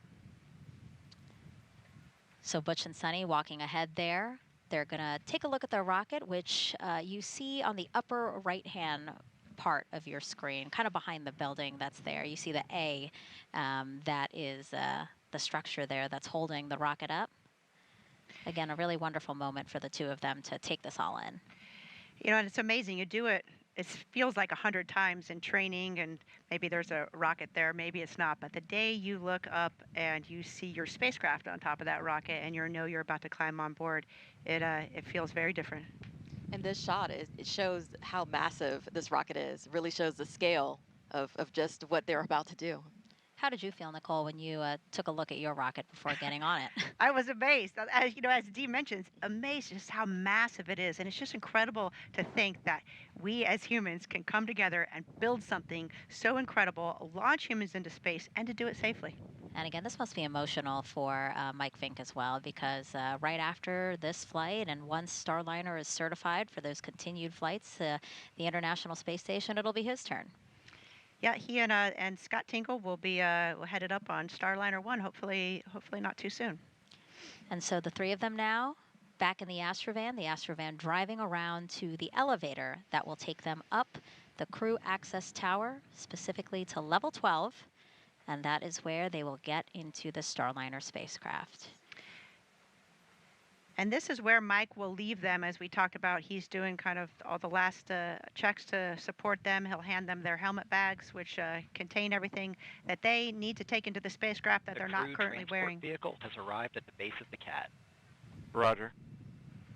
So they'll have their checklist, their ascent entry checklist, their chippas, of course, which are their headsets, their gloves, and then maybe a Sharpie or a pen. The crew kind of can decide what particular things that they want to have with them in their helmet bag. And so probably that handoff is happening off camera now. Again, Fink handing off helmet bags. LC locks 2. Go ahead. For your awareness, we've just had a quick instance of some topping oscillations, and I've manned my system into a stop well. Roger. And so you're going to pause here for 5 minutes? That's affirmative. Roger. Advise when you reinitiate. We'll go. And you can see it looked like the blue team was actually carrying their helmet bags, and the flight crew has entered the CAT elevator. Roger. They're escorting their Butch and Suni onto the elevator. All right. And as they close the elevator door, we will see them reappear on level 12. Go ahead, blue team lead. In conjunction with the topping oscillations that were reported, we're getting a unusual audible associated with that. Roger. Locks 2, LC. Go ahead. Yeah, Roger. Is there any expected venting up in that area? Roger, LC, we're starting to see the oscillations at the top of the OLED space dampen out little by little. We're going to observe it for a little bit longer here, but at this time we don't see any issues with the tank health this time. Roger. Suspecting maybe just a different sound coming out of the Centaur vent valve. And you can hear that communication there from Roger. United Launch Alliance. They're, of course, monitoring all the instrumentation. Blue team lead, LC. Go ahead, sir. Roger. Appreciate the comment. Just advised of anything significant changes. Yes, sir. They're monitoring the instrumentation very closely, and then we'll talk about... The flight crew have arrived on CAT level 12. Roger. anything they see that is, potentially off-nominal, and they will investigate, and you could hear them reporting to the rest of the control teams. They will continue to monitor, and of course, if there are any issues, they will let us know. But at this point, it sounds like they're just looking at some instrumentation. Yeah, I believe they said something about a stop flow for maybe 5 minutes, and they'll monitor that and hopefully be resuming after those 5 minutes. And what we're seeing now is, again, pilot Suni Williams now on level 12. So what's happening now is Butch is going to the bathroom. Very important. It's his final opportunity to go to the bathroom before launch, right, Nicole? Yeah, and believe it or not, that is at a very important moment. You want to take that time there. And it also gives, your other crew member a chance there, like Suni is, to look out the top of the launch tower, which is just an incredible view. You can see the wind is really ripping, as you can see Suni's hair getting blown around, but it's a great view looking down. I'm sure that sunset over the Cape is pretty special at this point. Yeah, it's wonderful that this isn't a night launch, because obviously at night this place is pitch dark. So it's nice to have a view from up there for them. And you can see off to the left there, that is the crew access arm that's headed out to the White Room. So once they're complete with their restroom breaks, then they will head down the crew access arm. Go ahead. Yes, sir. Crew transport vehicle is clearing the pad. Roger. And here they go. Butch and Suni walking across the crew access arm to Starliner, their ride to space. So and now, OSM, proceed to south fallback. Roger. So now they're in the White Room being greeted by some of the pad team members. That's going to help them ingress into the Starliner capsule. But before they do that, you can see Butch has a Sharpie in his hand, and he is actually signing a mission patch that they have put in the White Room. It may seem like we do a lot of signing and a lot of patches, but it's important, the traditions, and not only for the crew, but for all the team that supports. So you can see all the Boeing folks there in the White Room, and Suni and Butch have worked with these folks for many, many years, and they are going to do all the final checks and get them in the spacecraft. Really, Suni and Butch put their lives and making sure that they're ready to go in their hands. So you can see them gathering there for some words prior to getting in the spacecraft. I love seeing this moment. Again, another opportunity for them to get together, possibly a prayer. We know that Butch is a man of faith. Discussed in the room here, we're almost at the end of our 5-minute timer for restarting flow with the oscillations. Recommendation from ISS is to resume flow and then immediately initiate a rechill process once we have regained our topic state. Roger. I concur. Proceed. You can see it looks like the Butch there is taking the patches from the crew that are helping them get suited up there in the White Room, and he'll fly those patches to space and then return them to the crew members when he returns safely. And simultaneously also happening, you'll see the pad team members with different bags, and that's basically them making sure that Butch and Suni have everything they need before they get into the Starliner spacecraft. Yes, you can't check too much, so you will double and triple check, and you'll have your buddy check you out as well. You want to make sure that you have everything situated just perfectly. You can see Butch there, he's hooking up the comm cord from his Chippa to his spacesuit. And what we'll see is Butch going through the ingress process first, and then Suni will observe from the outside here, and then it'll be her turn to go inside. Yes, and there's a lot. You can see that the Boeing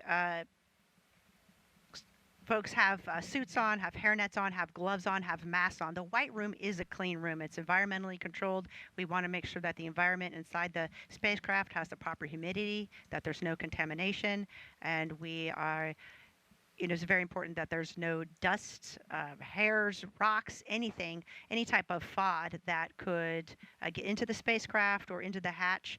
So it's important that we keep this room clean and pristine. Right, so after they help him get his gear situated here, as you said, some FOD checks, foreign object debris, things that shouldn't be on them, go into space with them. vests to make sure they take them off. So you see that white pad on the floor there, Nicole? That's like a tacky mat is what they call it. Yeah, the little sticky mat. And so if there's any debris on your shoes or your boots as you go in, that will get removed and stay on the sticky mat. You can see that they're helping Butch put on his wrist. He's got a wrist mirror as well as a wrist light that they helped put on. He also has a watch, and he has a cover that's on his watch. You can see that wrist mirror there on his right forearm. And what do they need a light and a mirror on their forehead? Why do they need those things? Well, really, that mirror, remember, we saw how during that leak check how Butch lowered his helmet and then zipped his helmet all the way around. So you can't by yourself see where confirm that that helmet is fully zipped unless you have a mirror or your buddy can look at it and see it for you. So it's really for safety of flight, and if you needed to, of course, when you're strapped in, you may have limited visibility. Of course, if you're pressurized or something, that's even exacerbated. So that mirror allows you to gain more views of the spacecraft and to check that your helmet is properly zipped prior to pressurizing. And now we are inside the Starliner spacecraft. And as Butch gets settled into his seat, let's toss it over to Lauren and Dylan inside with the launch team to walk us through what else will happen before Suni gets in. Go ahead. This time, flow's been reinitiated and a rechill has been issued. Roger. Megan, thank you. We are taking a new view now. This and is blue from team lead, Elsie. This is from one of the 4 different views we have inside Starliner from our Mustang camera system. And this shot here, of course, is up close on our commander, Butch Wilmore, as he gets settled into the seat here. This is the commander's seat, so he, you saw him there sort of crawl across some of the other seats to slide all the way over. Part of the reason why he goes in first is because he is the farthest to crawl across there. So 2 different pad team members helping to get him settled in. He will sort of do a little bit of a shimmy to get perfectly into the seat and comfortable as they start to strap him up, and you can see them working across his belt there, as well as some of the straps on his legs. We're also seeing Suni walk down back toward the white room now. LCOSM. Go ahead. Yes, sir. First step 160.24. Personnel have exited FHA roadblock. Roger. All right, and back inside Starliner. Again, we have these 2 pad team members who are helping Butch get settled in here. They won't start with Suni until Butch gets completely in. These seats that they're in, actually, Butch and Suni made some recommendations when they started the process of getting fitted into them. They wanted to add a little bit of extra padding to their back. So that's just one of the ways that they've been involved in making changes along the way. And they say that, you know, every little change that they make, they want their friends, the other astronauts who will fly Starliner in the future, to look back and thank them for making, you know, this the most comfortable and pleasant ride to space for them. Now, right in front of Butch there is the Starliner console. It is a display with a mix of screens and switches and knobs. It also has 2 hand controllers, so he'll have one down to his right as well as a one on his left. And that console has really been simplified from blue team lead, LC on 1. Go ahead, sir. Yeah, Roger. Just for your essay, we are executing another Centaur LOX rechill. Yes, sir. We did notice that. I apologize for being off net briefly. I had to do a crew assist. The audible that I had reported earlier concerning the chattering sound is greatly diminished, but it is still present. Roger. As I was saying, the console there has really been simplified for maximum efficiency from some of the previous spacecraft that they've both been on. The shuttle had thousands of switches and indicators, but Starliner has about 85.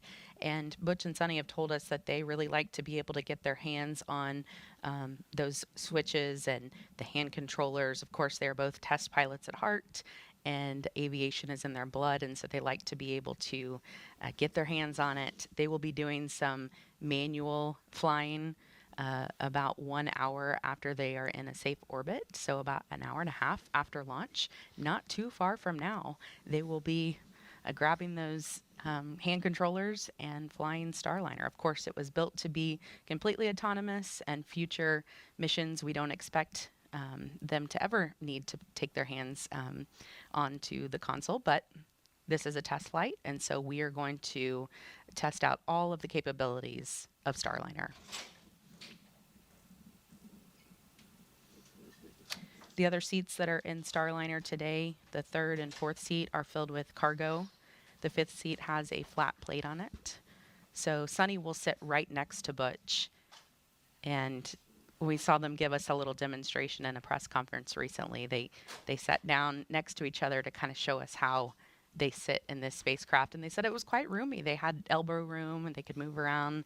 They gave us another example of what they've been like in previous flights where they've been a little bit tighter, so they were happy to have the extra space here. This process takes about 15 to 20 minutes to get Butch completely ingressed. But Dylan, our teams have really been working for the last few days leading up to this launch. It didn't just start in the last few hours, right? Yeah, that's right, Lauren. So we actually rolled the rocket out to the launch pad on Saturday.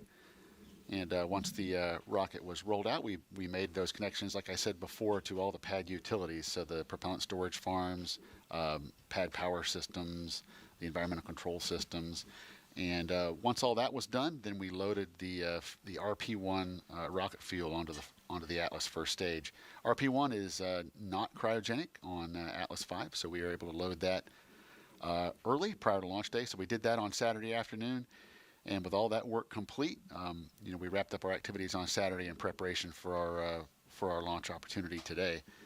So this morning we came in at 11:15, powered up the launch vehicle, started doing all of our avionics checks and all those final configurations, and double checking the configuration of the pad. With all that complete, we went ahead and loaded all the cryogenic propellants on board Atlas and Centaur. And we are seeing Suni make a phone call right now. I think we might be able to actually see who's on the other end of that call. LCSY is on one. Go ahead, SYS. Step 170, L1 balloon cycle task is complete. Roger. So there on the left side of the screen, we are taking a look into the BMCC. And there's a bit of a surprise happening right now. Suni is making her phone call to a man named Bill Barr. He is a Boeing employee working there in the Boeing Mission Control Center. And he is the responsible engineer for the ECLIS system, which stands for Environmental Control and Life Support System. Now, obviously, that's a very important system for flights with human on board.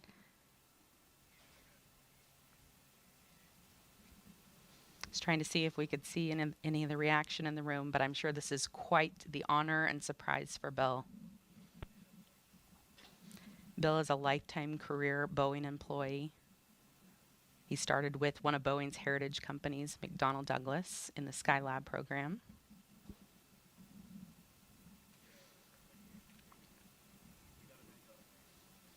His teammates told us he is one of the greatest mentors anyone could ask for. Just a great teacher, knowledgeable, kind, and incredibly patient. Couldn't hear anything better from your teammates. Editor 1 is on listen to. And we're going to start hearing some comm checks here as Butch gets connected.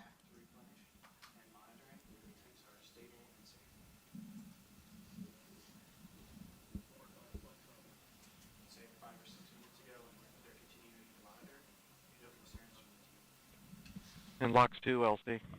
Go ahead, LC. Roger, do you have a status update? At this point, we're back into stable topping replenish. Still monitoring our delta P measurements in the tank, but things are looking more favorable. We'll inform you if we start seeing oscillations again. Roger.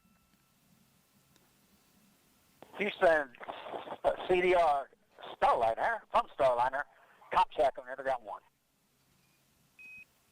Starliner at Houston, loud and clear, Underground 1 for the CDR.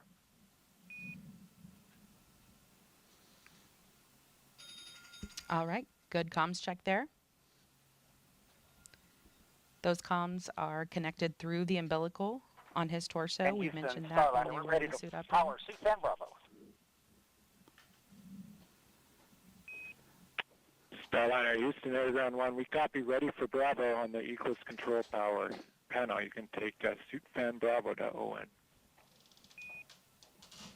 Suit fan Bravo's coming on. All right, so you just heard that call there. They are turning the suit fan on. And it looks like they're actually a little bit ahead of schedule here. This is something we were expecting to happen in about 7 minutes. So running pretty efficient today, and they will be, doing their best to see how quickly they can get this done, because of course we'll have 4 or more astronauts on future missions.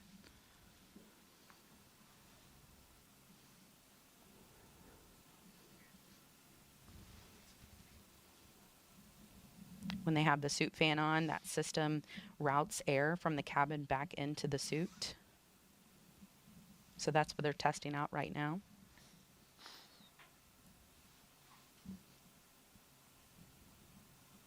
You can see Butch has some paper procedures in his lap. He will use paper procedures until they get up into orbit. And then once they get up there, they will have tablets they pull out with the rest of their procedures. They also have procedures strategically placed in a few other positions. They have a knee board with procedures, as well as they have a pretty cool arm strap that sort of looks like what a quarterback for a pro football team would wear, if you've ever seen that. It has a laminated flap on it, and they can put procedures in there so they can just look down at their arm.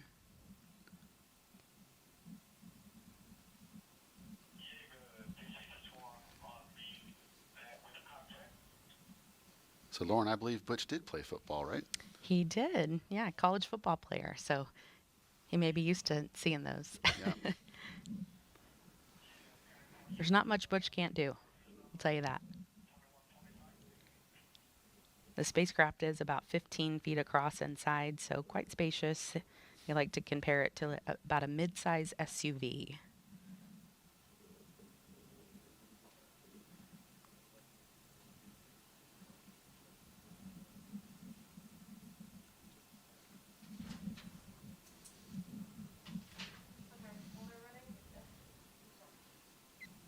One of the tests that will be happening once they get up to the space station is called the Safe Haven test, and it's one of our flight test objectives.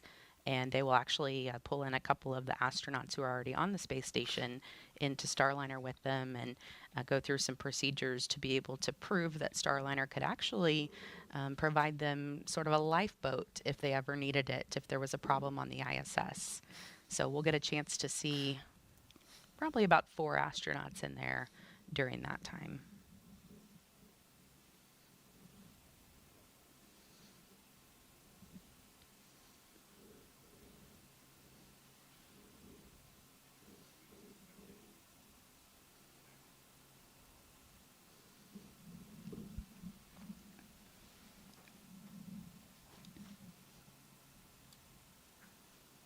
These seats that they're in are built to accommodate a range of heights as small as 4'11" all the way up to 6'4". So if you had any preconceived notions about what size you have to be an astronaut, not in this case. We will be able to fit all sizes. Suni talks a lot about that too in the suit fits that they've done, that they've been able to, the suit checks that they've done, they've been able to make sure that they can accommodate all sizes. Houston Starliner, we are ready to perform suit first sleep check.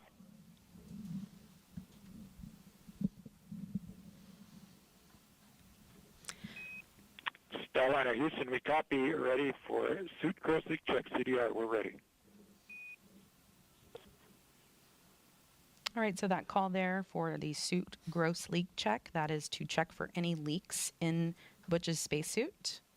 Now, the word gross is used in this situation to mean any significant or easily detectable leak that could compromise the integrity of the suit. It sounds a little funny, but it is a word that we're very used to in spaceflight. They'll be able to tell pretty quickly if there was a leak in the spacesuit. Once they inflate it, those pad team members will push on their arms and make sure that there's no air coming out.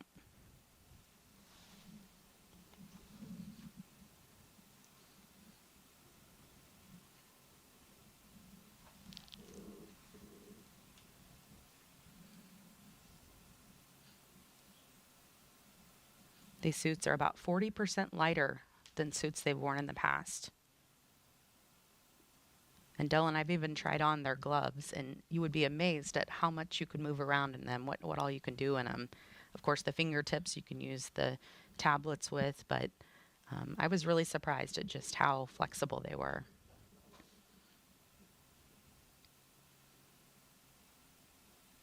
It's starting to get darker over Space Launch Successful Complex 41. leak check on CDR. Houston copies a good gross suit leak check on the CDR. Thanks. Good gross leak check. Good news there. You know, Butch is a former flight test instructor at Edwards Air Force Base. He has a Master of Science in Aviation Systems. So let's listen to a little bit more on this retired U.S. Navy captain and CFT commander, Butch Wilmore. A large part of the desire within us is to do things that are of benefit to others. In this job, we get to do things that are of benefit truly for all mankind as we explore the heavens that not many people get to experience, true, but we don't go just to get the experience. It's about the team and it's about the benefit that it brings. My name is Butch Wilmore, and I am the commander for NASA's Boeing Crew Flight Test mission to the International Space Station. Life in Tennessee, God's country, that's where I grew up.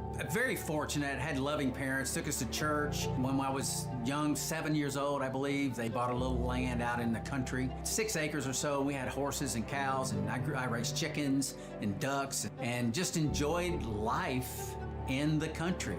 I went to Tennessee Tech, started working on an electrical engineering degree, and played football, which was a very difficult combination, I learned, because they're both full-time jobs. So it was a lot of effort over those years, but it molded me and it helped instill the work ethic my parents had instilled in me when I was younger. I entered the Navy and was fortunate to fly the A-7E. It's a single-seat attack aircraft, and I flew that for a couple of deployments. And then I transitioned to the F-18 Hornet, and through that process, was selected in the test pilot program. You learn a lot about yourself as you go through test pilot school, where you're lacking in certain capabilities that are necessary to do a test pilot type of job.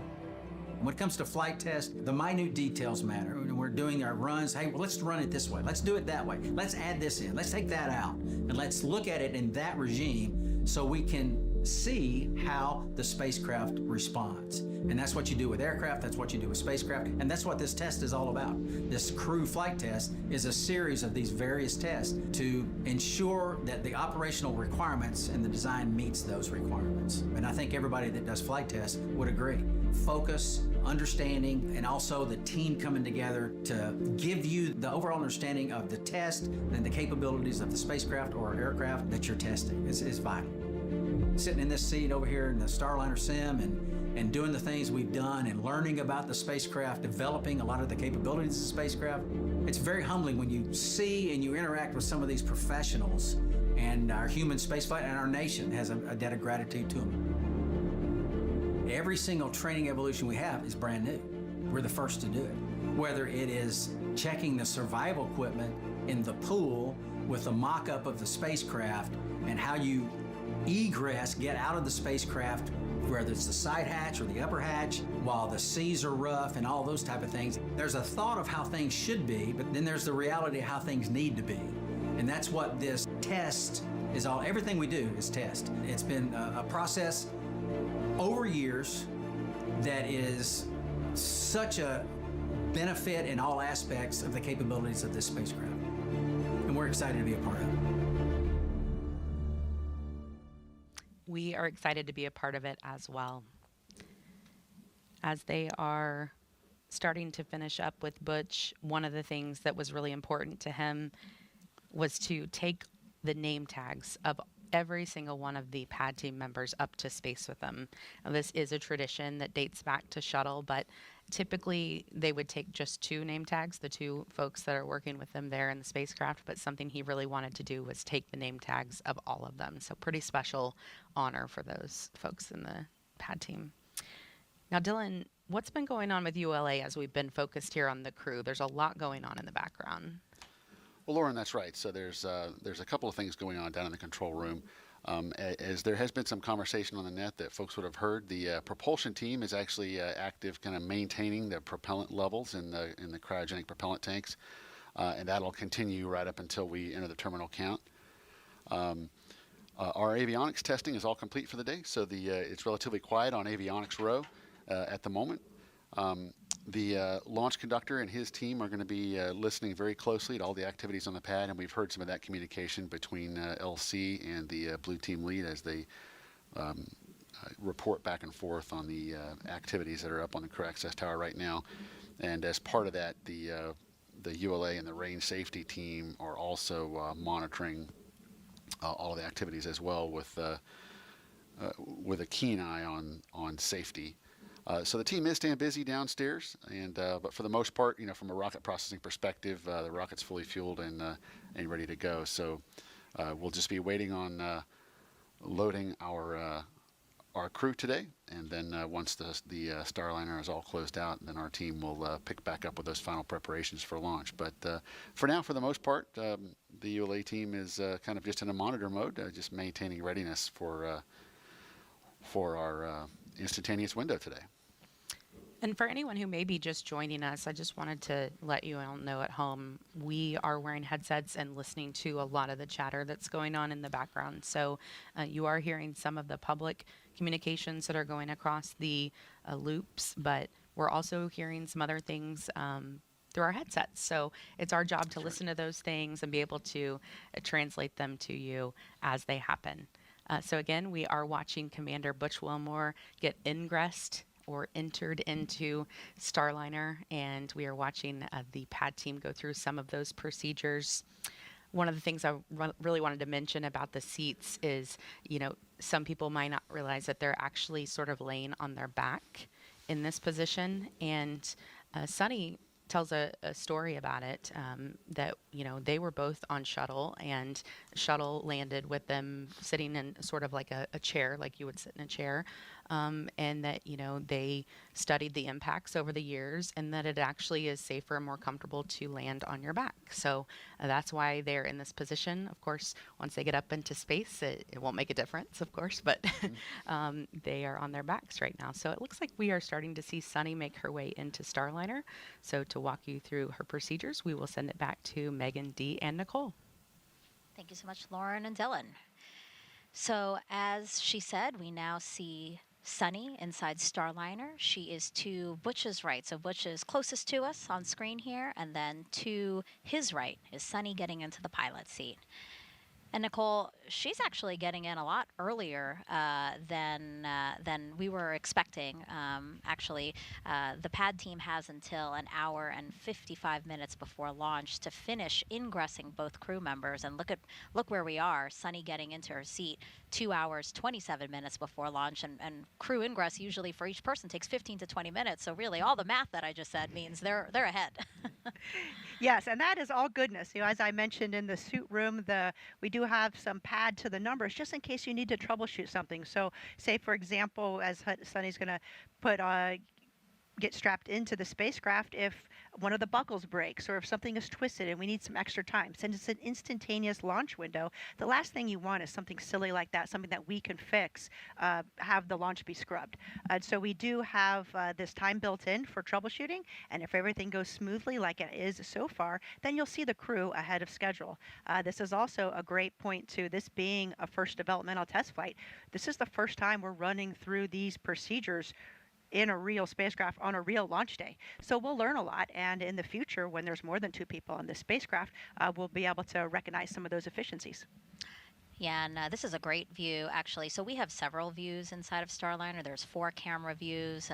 There's someone in Houston who's monitoring, which camera view gives all of the teams monitoring this launch the best views. And this one is a really great view. We see 2 pad team members helping Suni get in, helping with her 5-point harness, as well as getting her leg and knee restraints on, right, Nicole? Yes, you have your feet that are strapped in. You can see those white straps on the top of Suni's feet. You're also going to have your knee board strapped in. You want to make sure that all of your comm is connected properly, and then they will do comm checks with each other as well. And you can see on Butch's left knee there, he has those paper checklists. Those are also tethered down. And so every, through many hours, hundreds of hours of simulation, you figure out what works for you, exactly where you want everything. And so it's important on day of launch that you have everything set up just as you have trained. Again, the astronauts Suni going through the same procedures that Butch just went through.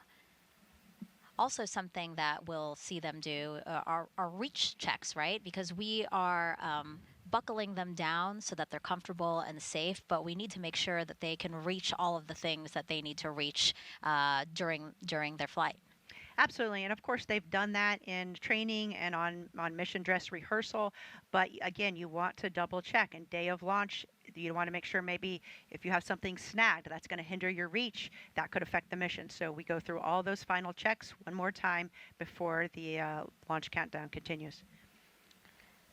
And coming up soon, so that we all know to look for it, we expect Suni to reveal their zero gravity indicator.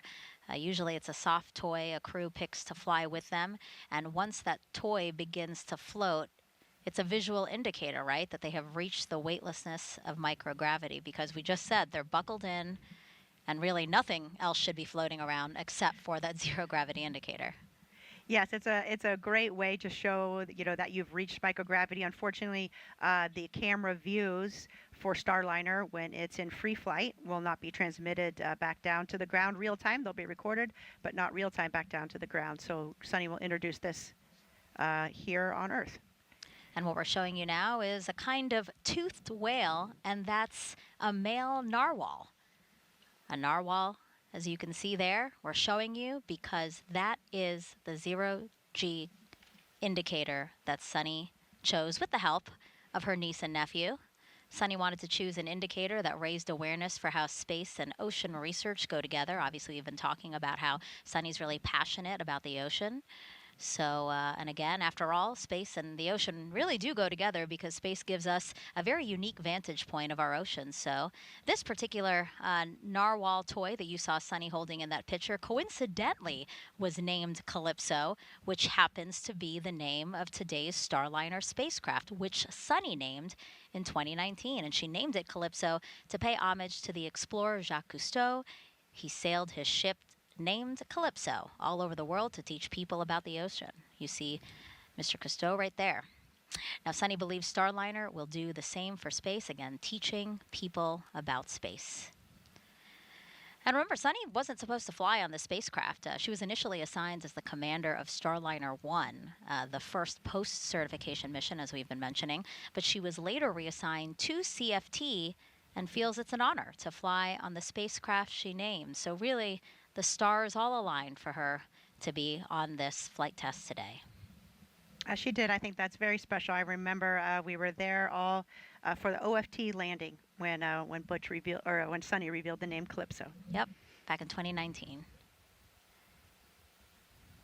So look out for that zero gravity indicator. She had it in one of the bags that they're putting onto her. And so at some point when she's settled into her seat there, she will take it out, and then one of the pad team members will tether that indicator somewhere to the spacecraft again so we can see it free floating when they reach microgravity. And they have quite a few bags and satchels that are on their legs. Their right thigh pocket is a blue pocket, and then there they'll have any type of anything they need to get to in flight. So any medication or maybe a tissue or pens and pencils. And then they have a gray bag that's on their right shin pocket that has their emergency equipment, some food, emergency water, a whistle, a signaling mirror. And then on their left shin pocket, they'll have some personal items and their glasses if they need them, as well as a dosimeter.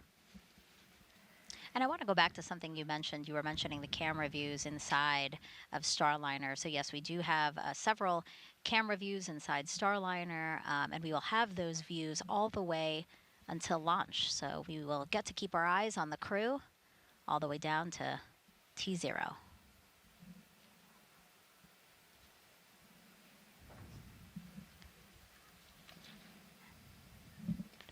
Now, I want to mention some of the pad team members that we have here.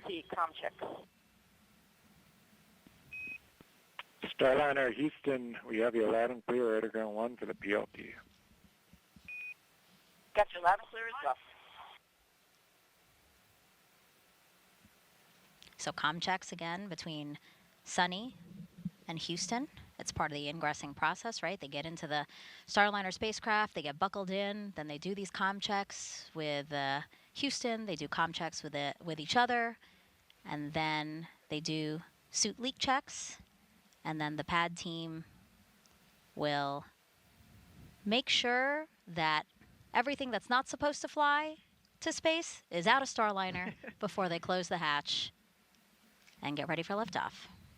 Absolutely. They'll do one last check with the crew, and the crew is also, you know, their displays are on, and so they're able to see the telemetry on the displays and check their systems, which I know, you know, Butch was personally very excited about, and I agree with him. Seeing the actual data on the actual spacecraft is quite different than what you see in the simulator. Hopefully it matches very, very closely, and I'm sure that it does, but on a launch day, it's real data. And so it's always interesting, something you want to take the time to walk through all of your subsystems. Yeah, the last time Suni and Butch were in Starliner was a little over a week ago. They were doing another rehearsal for today. And when asked how it felt, Suni said it felt like they're where they're meant to be. It felt like coming home. And Butch is the one who said he can't wait to get in there and see real data and telemetry. So I'm sure he's excited but also focused. Absolutely. I remember thinking at this moment when I launched, it felt so much like a training evolution. And I think that's a testament to how well the teams do in preparing for launch. We run through and rehearse everything, and that's a very comforting feeling because you have a lot on your mind and you want everything to go smoothly. Throughout the broadcast, we've been hearing about each of their backgrounds. Both are test pilots, and both have said that that background in particular has really helped them with this mission. Butch said our backgrounds are why we're here. And again, Suni giving a lot of credit to Butch, saying he's always asking why, and it's really been helpful, especially in a test flight. Especially in a developmental test flight, there is so much to learn, and everybody is working together. But when you have that integrated spacecraft, how those systems come together, especially during an anomaly, is something that takes a lot of trial and learning as you go through that process. And so both of their backgrounds as test pilots have been absolutely instrumental in the development of Starliner. So coming up next, the suit gross leak checks on Suni. You know, Nicole, we know that we might have some new viewers that might not have seen Butch's ingressing and his suit leak checks. So let's talk again about what that is and how that's accomplished. It's basically the same suit leak checks we saw, or essentially the same suit leak checks we saw in the suit up room, right? Yes, it's the same, except for you're plugged into the actual spacecraft. Right. So you have the cabin fans providing that air, but you close your visor, zip the visor, and then increase the pressure of your suit. And we're really checking to make sure there's no leaks. So if you didn't get that zipper all the way zipped, or if there was, you know, some hair caught in there or a tether caught, that would fail your leak check, or if you had another problem somewhere else in the suit. So that's our final check prior to the astronauts launching, that the suits are in good order. Again, they are there. The suits are there to protect them in the case of an anomaly. It will provide pressure and breathing air to keep the astronauts safe should there be a problem on board the spacecraft. Look at that beautiful shot on the left side of your screen there of a Starliner atop. PLT is ready to perform gross leak check.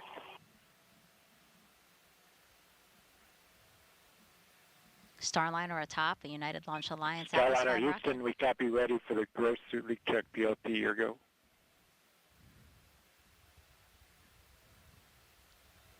Okay, you can see Suni, she's closing her visor there, and she'll zip it closed, and then she has a little knob to increase the pressure of her suit, just a few psi, and then she'll pause to wait and make sure that her suit maintains good pressure before unzipping her visor and proceeding with the ingress.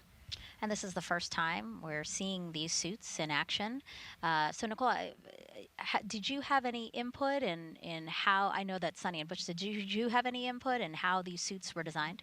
Early on we worked a lot with David Clark and the suits. The design was pretty much set, but there were some modifications as the suits were built. We need to make sure that they fit each of the crew members and in a pressurized environment.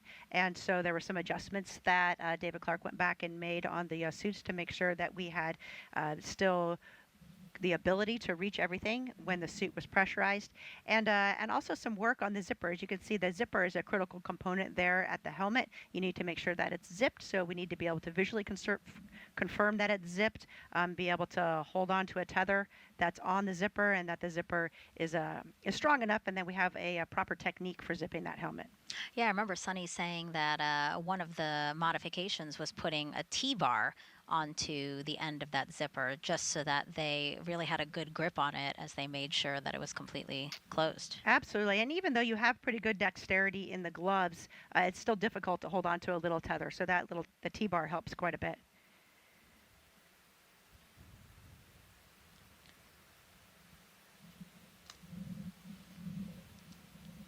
Suni is, of course, a retired U.S. Navy captain and Boeing CFT pilot. Some people might not know this, but Suni once lived underwater for 9 days while working within the robotics branch of the International Space Station. Did you know that, Nicole? Yes, I think she was a part of the NEMO mission, which is a space analog. We have different types of missions, some underwater, some in caves, believe it or not, where we are working together with a small group, executing science in a mission, but at the same time we're working on those expeditionary skills, living and working together as a team, which are a really important aspect to human spaceflight.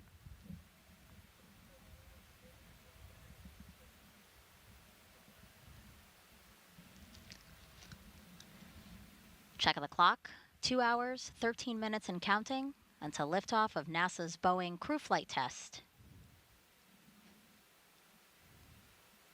Again, just want to spend another moment to call attention to the left side of the screen here and just that beautiful shot that we have of Starliner and Atlas V.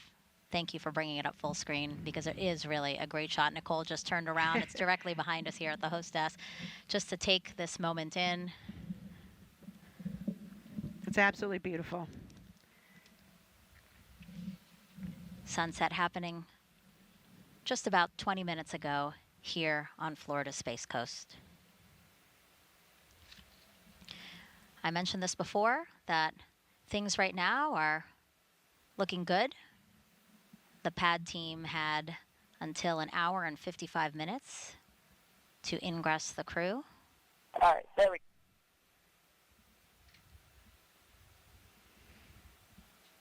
We just heard that comm communication from Suni there. Looks like she was maybe troubleshooting a little something there with her suit. And so, again, that's why we have some additional time built into the schedule so that any type of issue, we have time to work through that and we don't feel rushed really in the process. You know, you want to make sure you have everything right. Safety is at the forefront of everybody's mind. Copy. Let me know when you're ready to do contact. Tech 5, you are now on air to ground 1. PLT, Tech 5 on air to ground 1. How do you read me?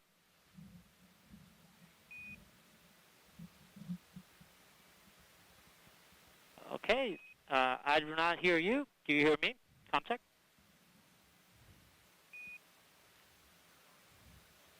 Air to ground 1, I got you loud and clear for PLT. Copy, copy. I got you loud and clear on air to ground 1. Let's go air to ground 2 contact again.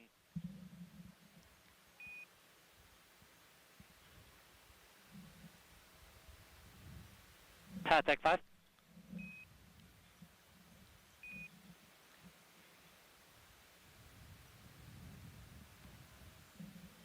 Air to ground 1 is one channel, one way of communicating. Air to ground 2 is a secondary line as well. Again, you've heard our commentators mentioning that they're monitoring, listening to the launch teams who are working this mission. We have some loops up publicly for you guys to listen in and to track how the countdown is progressing. And then there are some other side channels that a lot of work is also done in the background as well. PLT, gross leak check is complete. Starliner, it's Houston. We copy gross suit leak check complete on the PLT, and I have you loud and clear, Suni, here on Underground 1. Okay, I got you loud and clear as well. All right, 2 good call-outs there. Successful communication check with Houston between Suni, as well as a good check of her suit, making sure that it holds pressure as expected. L minus 2 hours, 10 minutes. ECS, Elsie. Tech 5, you're back on air to ground 1. ECS? All right, PLT, PLT. So we rate to confirmed they got 170 airflow pounds with per Houston, minute. correct? Roger. PLT, you can open your visor now.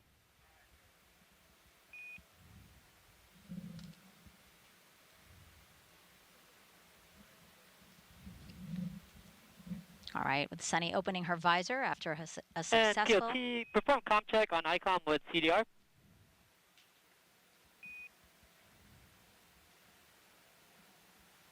That's a command to do a communication check between Suni and Butch. And while they do that, why don't we hear more about Suni's journey to this moment right now?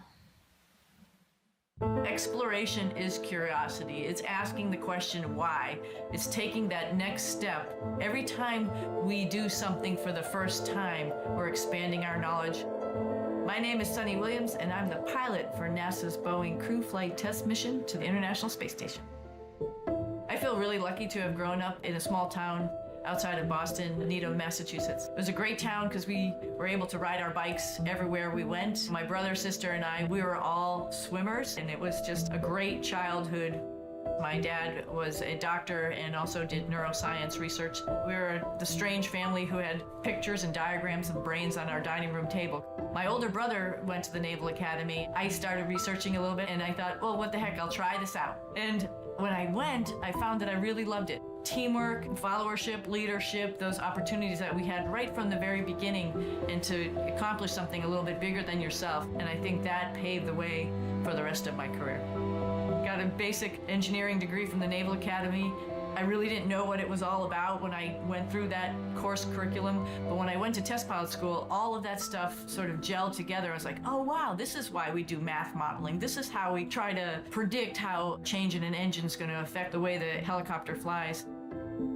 Time on the International Space Station is priceless. People always ask, do you get bored, or, is it terrible being up there for a long period of time? And for me, I loved every minute. There was always something to do. You wake up, you look at your timeline like, wow, I got to do this experiment today. I got to get ready for a spacewalk. Every day was different. And just life on the space station becomes routine, which is sort of crazy to think about it. At one point in time on my first mission, I was like, I don't even remember really what it's like to walk.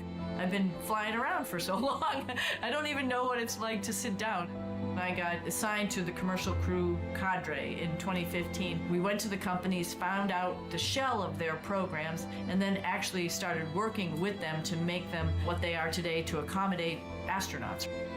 For Starliner, we've been heavily involved in the last couple of years in the software with the folks doing the development to make sure its capability will allow us to come home. And we've been involved with all the suit development, making sure every different size of person could fit in all these suits and they could operate the spacecraft adequately. We've had our fingers on every single procedure that we work inside the cockpit, as well as operated it with our mission control team to make sure that everything that future crews will do will be right. We haven't had the classic training as we had for Shuttle and Soyuz. We've sort of helped develop the training as well as the hardware. And this is sort of the shape of things to come as we get ready to go back to the moon. All of that is going to be developmental, and we're going to have the same mindset. It's not already established. We all have to be part of this big team to help develop it and make sure that integration, as the astronauts use all this equipment, is going to be top-notch and ready to take us even further.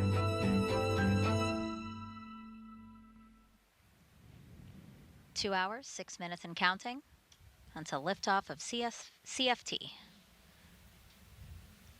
Both Butch and Suni inside Starliner, which is sitting on top of a United Launch Alliance Atlas V rocket at Cape Canaveral Space Force Station's Launch Pad 41.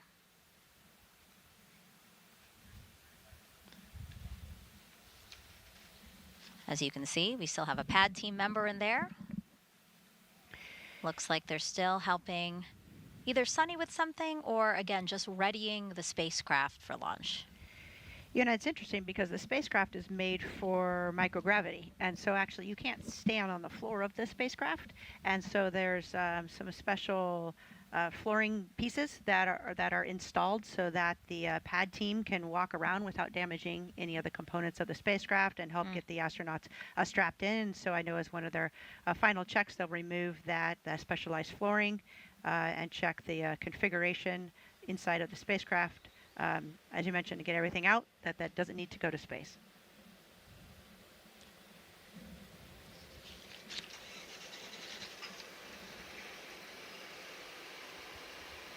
Oh, there it is. It looks like they have taken the narwhal out and they are finding a place to tether it. Maybe I'm just imagining it because I can't really see Suni's face, but she looks happy to see the narwhal out. Again, a special zero gravity indicator that she picked with her niece and nephew. Pad, you are now on air to ground 1. Copy. Starliner crew, is there anything else you need help with before we leave and close the hatch?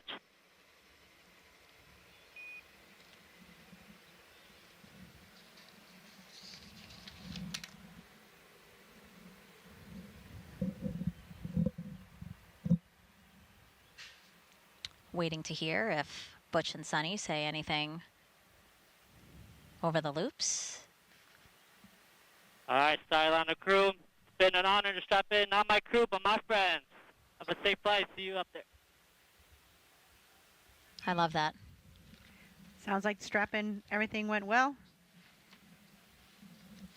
And you weren't imagining, I did see a smile on Suni's face, and I could see Norval tethered there in the middle.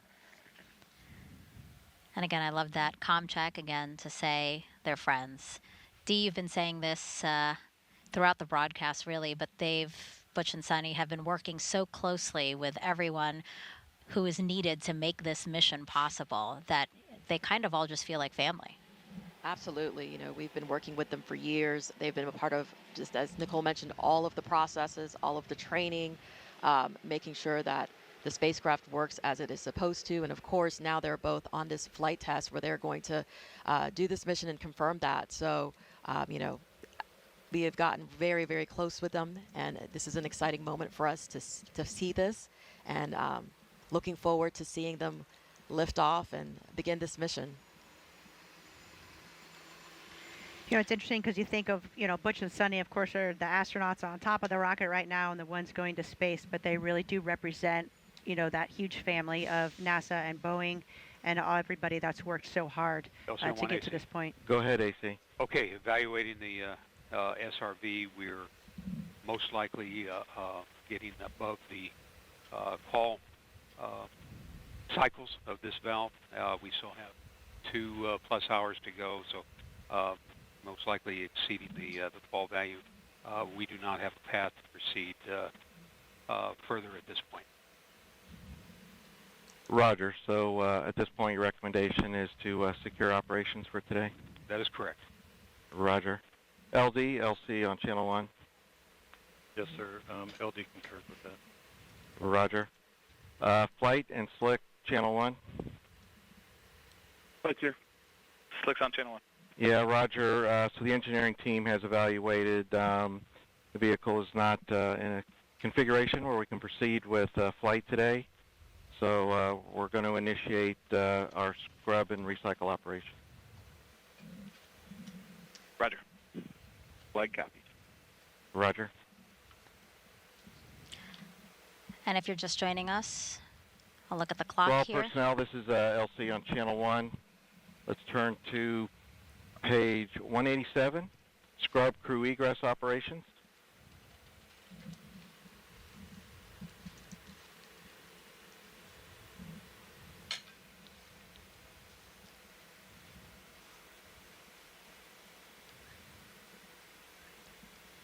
Again, the clock 2 hours ahead of what we were targeting, a 10:34 and 14-second p.m. Eastern Time liftoff. But you just heard from the launch team that we are scrubbing OSM, for today. LC. OSM, go ahead, sir. Establish the BDA roadblocks and open the flight hazard area. Roger. All personnel on Channel 1 will be starting an estimated 65-minute hold at this time for flight crew egress. All systems maintain T-4 configuration.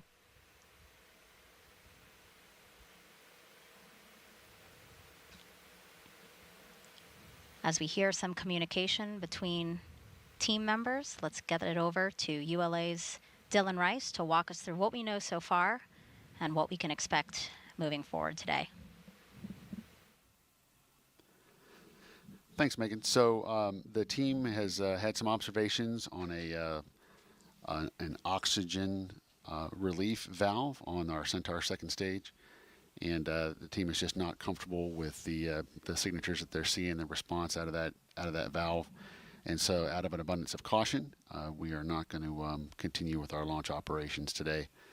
And as you heard, the Chief Launch Conductor Doug Lebo call the team there and have the team prepare for scrub operations and to prep for removal of the crew from Starliner. So next steps, the team is going to be maintaining the configuration of the rocket, and we'll begin the process of egressing the crew. And once the crew is egressed and the blue team is safely left the pad, at that point we'll begin detanking the rocket and securing for the evening so that teams can continue to review data and troubleshoot the signature noted with the valve on board Centaur. Of Channel course, 1. disappointing. Go ahead, sir. Sunny, Yes, sir. said, So you special may have about- heard on Channel 1 we're standing down for today. So starting to initiate getting the vehicle in configuration to egress the crew. Roger, Wilco. As I was saying, Sunny even said, nothing special about this date on the calendar. We will go when we're ready. Not today, but we'll try this again.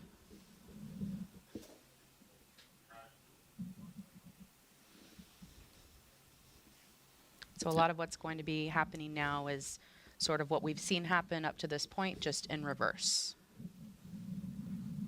Right, and again, this decision was not made lightly, but really out of an abundance of caution. We say that the rocket business is a business of 10 million details, and only when all 10 million details are correct and where you want them to be do you let your rocket fly. So for today, we're going to go back and Slick LC Channel 1. LC, you have Slick. Yeah, Roger. So I'll rely on you timing-wise to let me know when you're ready for the CTV convoy to return to pad. Yep, I was working that right now. Roger. So again, for now, we'll going to be maintaining the configuration of the launch vehicle until the crew and the blue team have exited the area, and at that point, we'll begin detanking and securing the launch vehicle for the evening. So for now, I think we'll turn it back over to Megan at the host desk. Thank you, Dylan. Again, just a recap for folks, about 4 minutes ago, the launch team decided to stand down from the launch attempt today. Dylan noting for us that the ULA folks and the launch team, they decided to, out of an abundance of caution, to stand down because they saw something off-nominal with an oxygen relief valve on Centaur. So right now we are looking live inside the White Room, where the pad team will begin procedures to help the crew out of Starliner, out and down the crew access tower. And then we also heard that plans are in place to return the Astrovan to the pad to pick up the team and return them to astronaut crew quarters. Now, Nicole, walk us through what we expect to see. There are obviously procedures in place for this exact thing, if needed. Absolutely, and this is trained and rehearsed multiple times as well. And so ULA will make sure the rocket is in a good state, and they will follow their procedures. As far as the crew specifically, since the hatch wasn't closed and ordnance wasn't armed, it's quite simple for the crew. They'll wait for some callouts to make sure that the spacecraft's in a good config. That will be putting the comm, demerging the comm channels, transitioning back to ground power, and making sure that the prop system is all secured. And then the crew will egress. They'll pretty much do exactly what they did to get in, but an opposite with help of the pad team. Okay. Do you know how long we expect that to happen? Is this a long process, or for the most part, this is pretty easy once we know it is safe for them to start getting out? Once the rocket, we know the rocket's in a good config and they give the go, it's relatively quick to make sure that... RLM-11. Go ahead. RLM line items disabled for red line report. Roger. P&E2, LC. Go ahead. Secure CEC and activate safing purge. Roger. And you hear the comm... FTS, LC. FTS. Secure RF FTS and GPS metric tracking. Roger. That's the comm there from ULA. They are following their specific, procedure, and it's really just true professionals executing the scrub on the ULA side, as well as Boeing. CEC secured and saving purge active. Roger.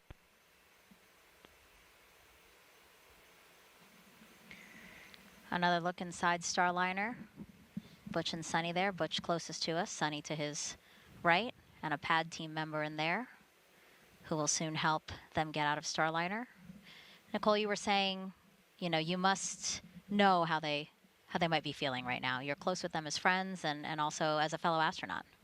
Absolutely. I mean, I think, of course, a natural human reaction is a little bit of disappointment. It's a very exciting time, and we all want to see, this spacecraft launch. But at the same time, it's a deep sense of appreciation that the team is doing the right thing, that they are checking all of the instrumentation, that they are able to identify something that's off-nominal, because the last thing you want to do is deal with something like that in space. And so when we identify something like this on the ground, we see that as a big win. We avoided a potential problem by identifying it early, and yep, the wool scrub. This is something I think as an astronaut you train to multiple times, and you're prepared for that as well. It's important that you keep your head in the game, though, because potentially they could launch tomorrow, depending on the findings of this investigation. And so you maintain your focus. You are still sitting on top of a rocket filled with prop, and so you follow your procedures just like everybody does. You never let your guard down, and they'll execute the steps to safely get out of the spacecraft, and then go back to crew quarters. They'll maintain their quarantine so that they can preserve a launch opportunity, and then they'll wait for more information from the team.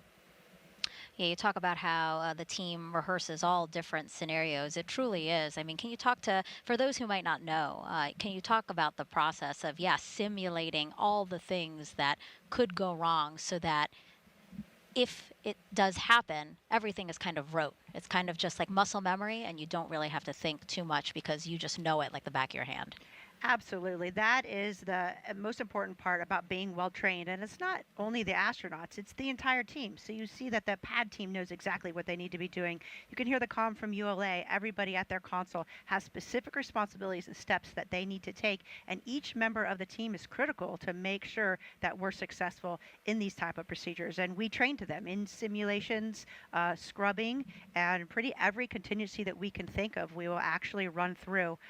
In the few instances where I've been involved in an actual contingency or an emergency, you're right. The training really takes over. You maintain focus, you execute your procedures, and it's really not until after that's all done that you realize that... Hey, Houston Starliner, we're standing by. As we said, we did go ahead and unstrap. Curious if we're going to run anything in the scrub recycle procedure as you're looking forward, since we didn't get very far. Starliner, Houston, loud and clear. We are running it. A lot of the events are no perform because we didn't get that far in the count. I will keep you appraised. The main action on your radar will be bringing the suit fan Bravo to off before you jump out. Yeah, and we're not going to open the cabin vent valve or anything, I'm assuming as well.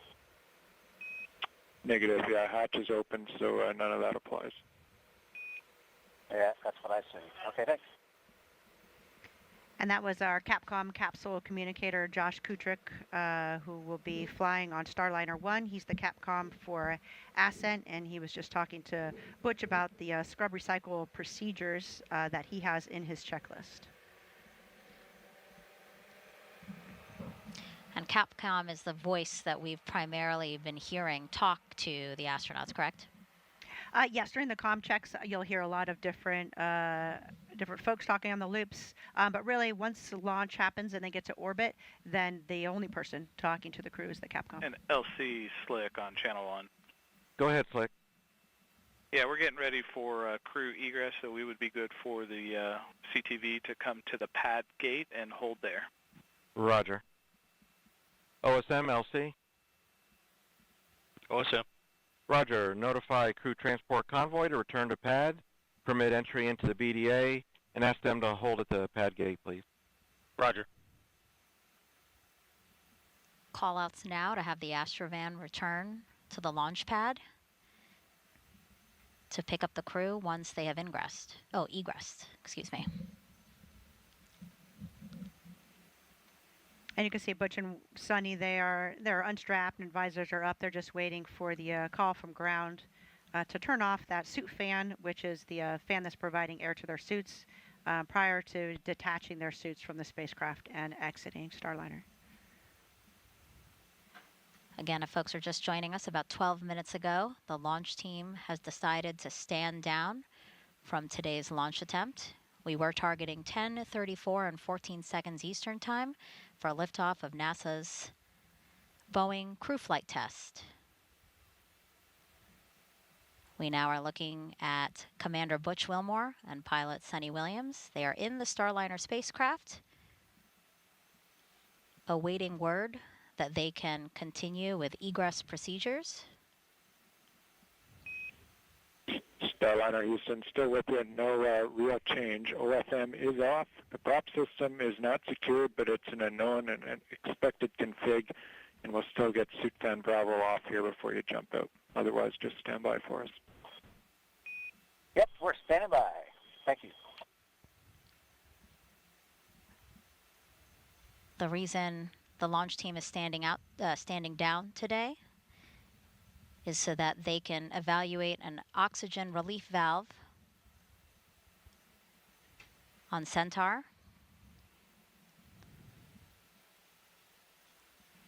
That's the second stage of ULA's Atlas V rocket. Nicole, some of those callouts we just heard over the operational communication loops, or nets as they're called, again, just taking steps towards safing the launch vehicle, right?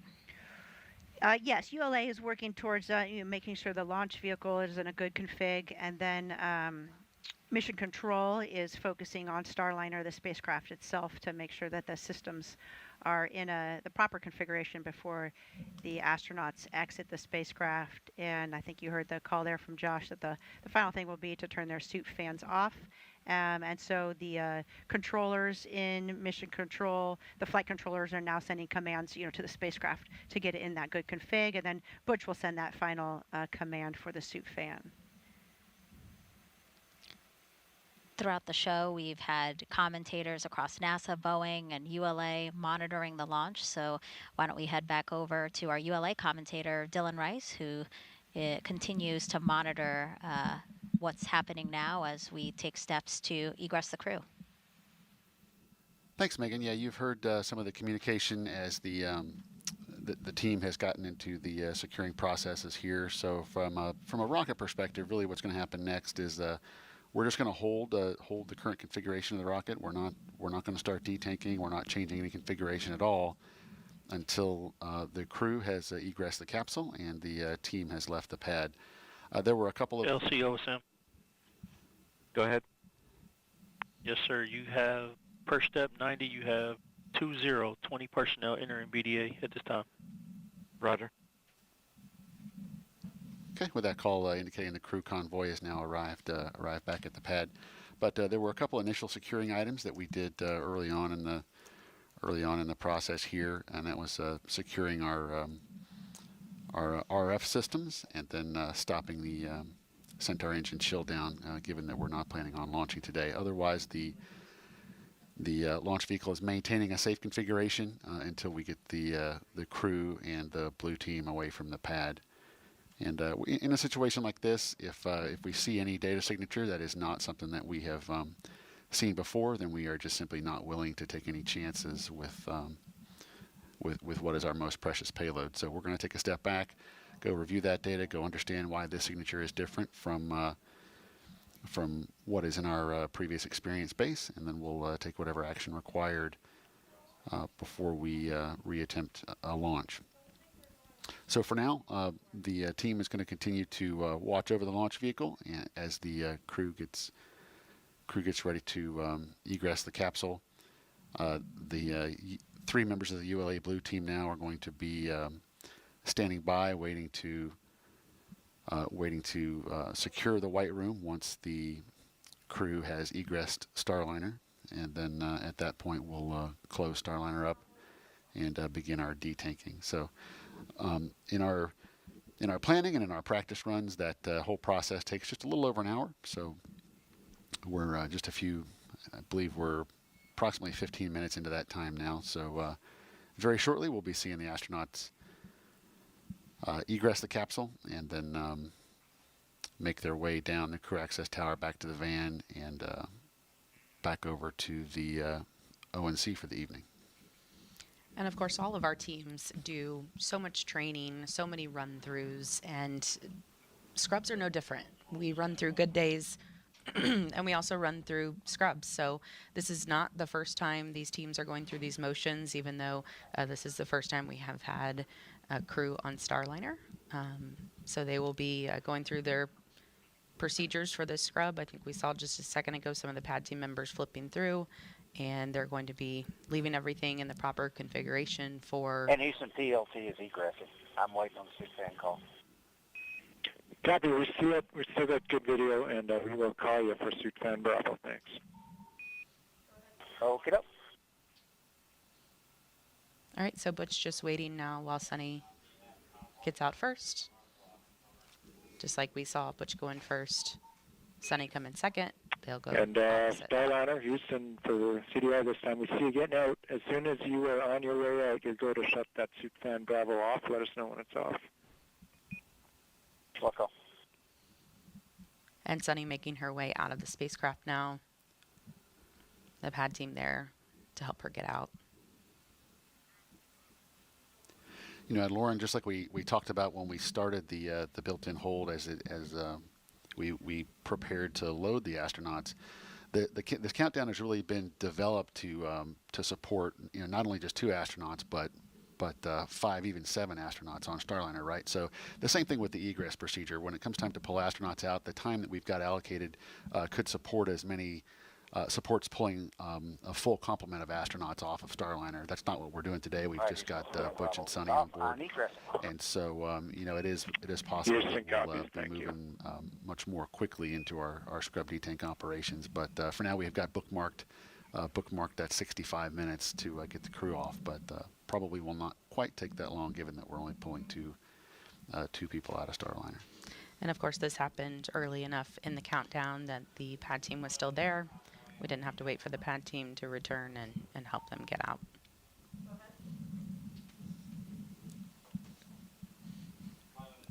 So as Suni is going through her scrub procedures right now in the white room outside of Starliner, Butch is waiting for the pad team to help him egress the spacecraft.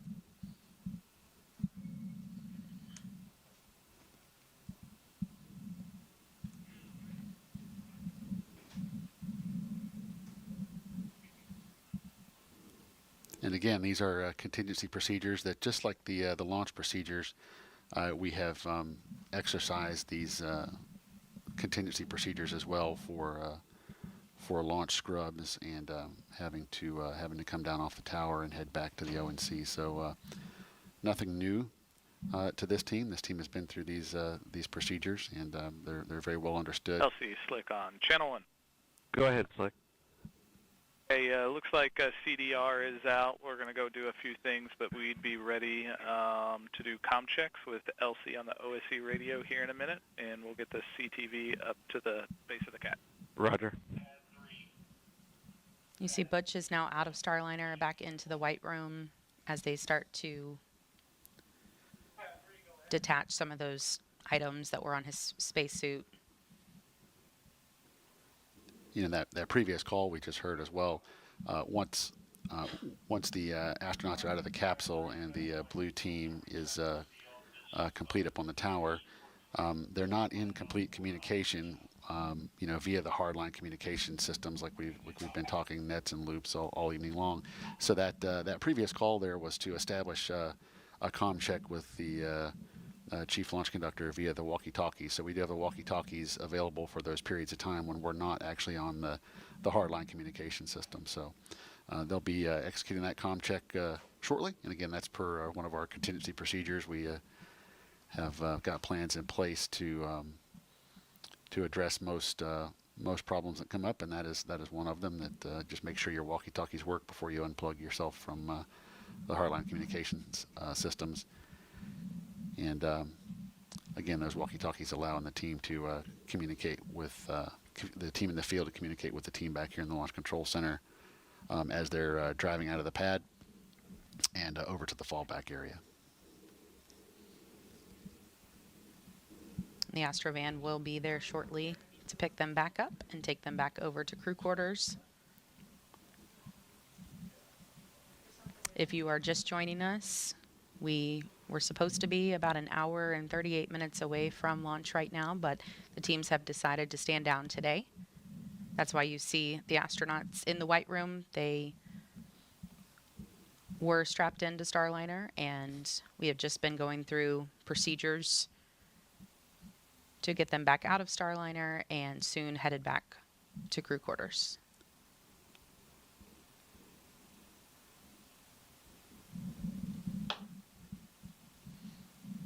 A lot of the things we walked you through earlier, they're doing in reverse right now, just to make sure that everything is in the proper config for the next attempt.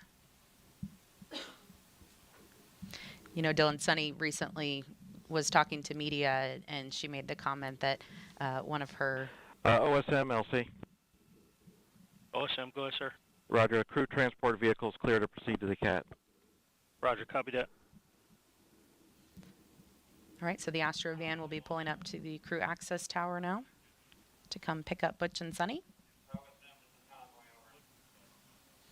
As I was saying, Suni was recently speaking with the media, and she was telling us that one of her other friends, her astronaut buddies, said, you know, just so you know, in case there's any kind of a scrub, sometimes that's just good to knock the nerves off for everyone, and it could, you know, be good luck to go again another day. So they are veteran astronauts and quite used to how often scrubs do happen in space flight.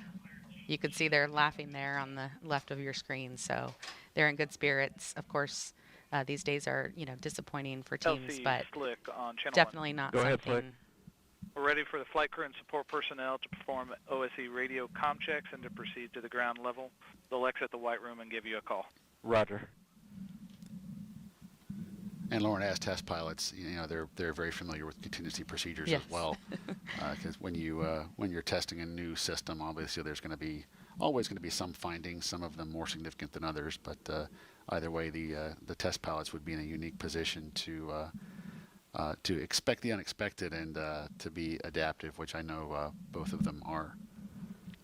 And with this being a test flight, even in a scrub situation, all the teams involved are going to be learning things. I'm sure Butch and Suni will have things to note. has arrived at the base of the CAT. Roger. The Astrovan is at the base of the crew access tower now. So as you see Butch and Suni having a conversation with the pad team there, I'm sure we will see them starting to head down momentarily.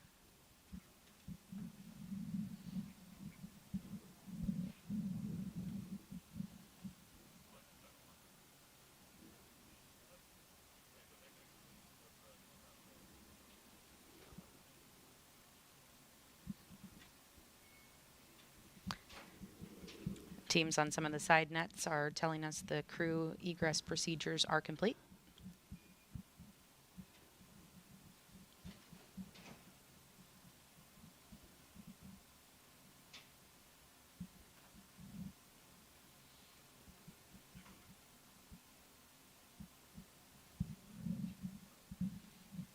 Suni getting some help with her helmet there.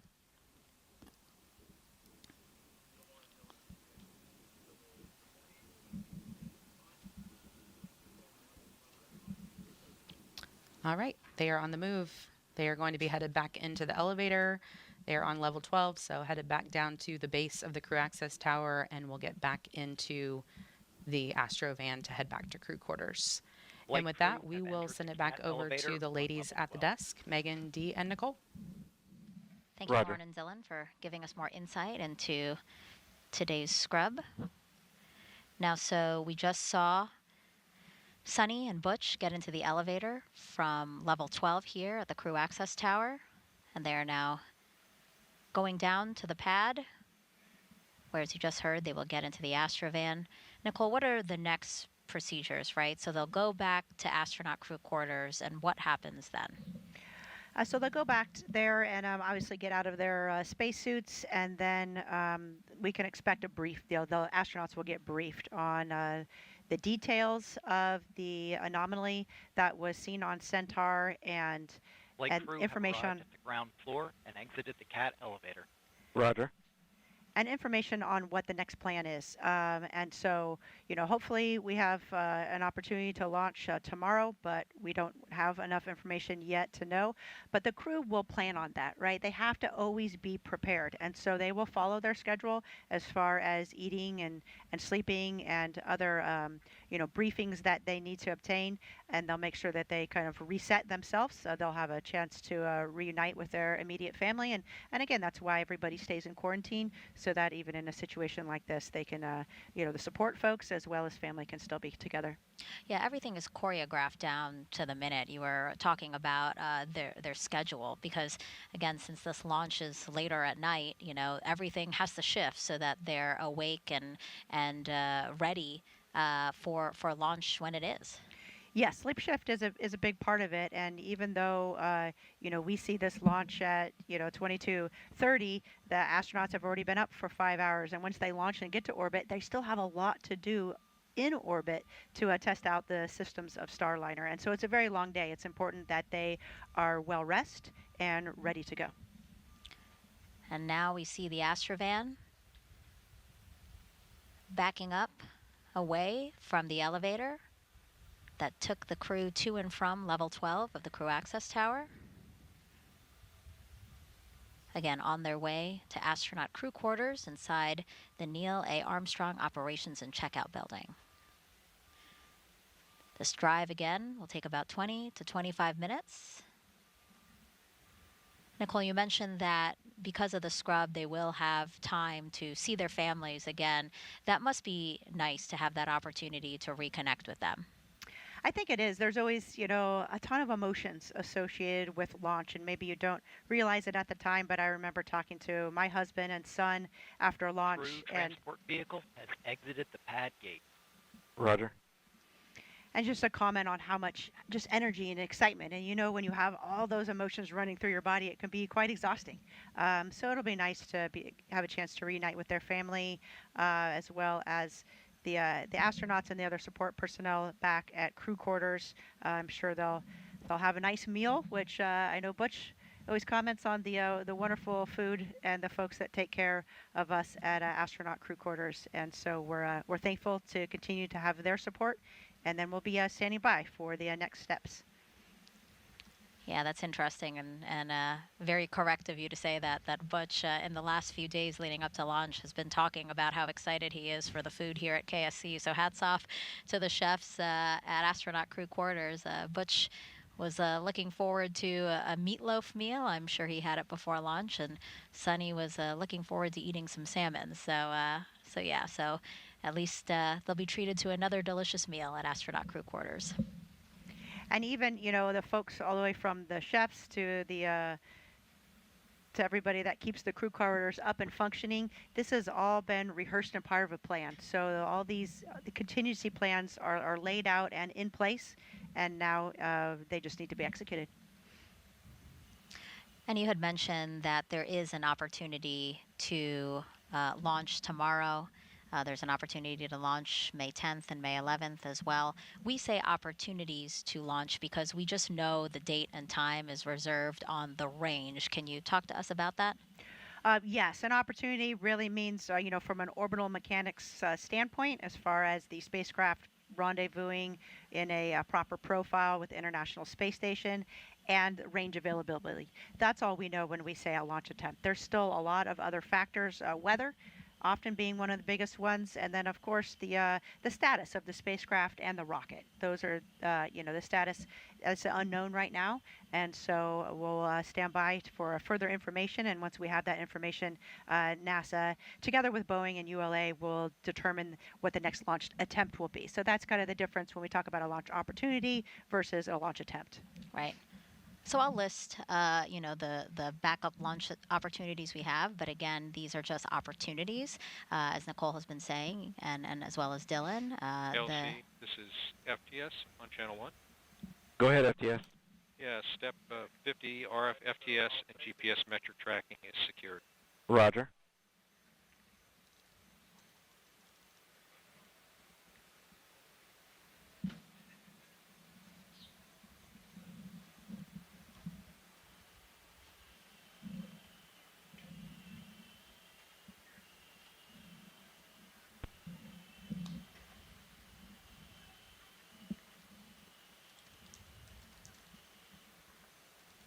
If you're just joining us, about 30 minutes ago. LCOSM. Go ahead. Yes, sir. 22 personnel have exited VDA area. Roger.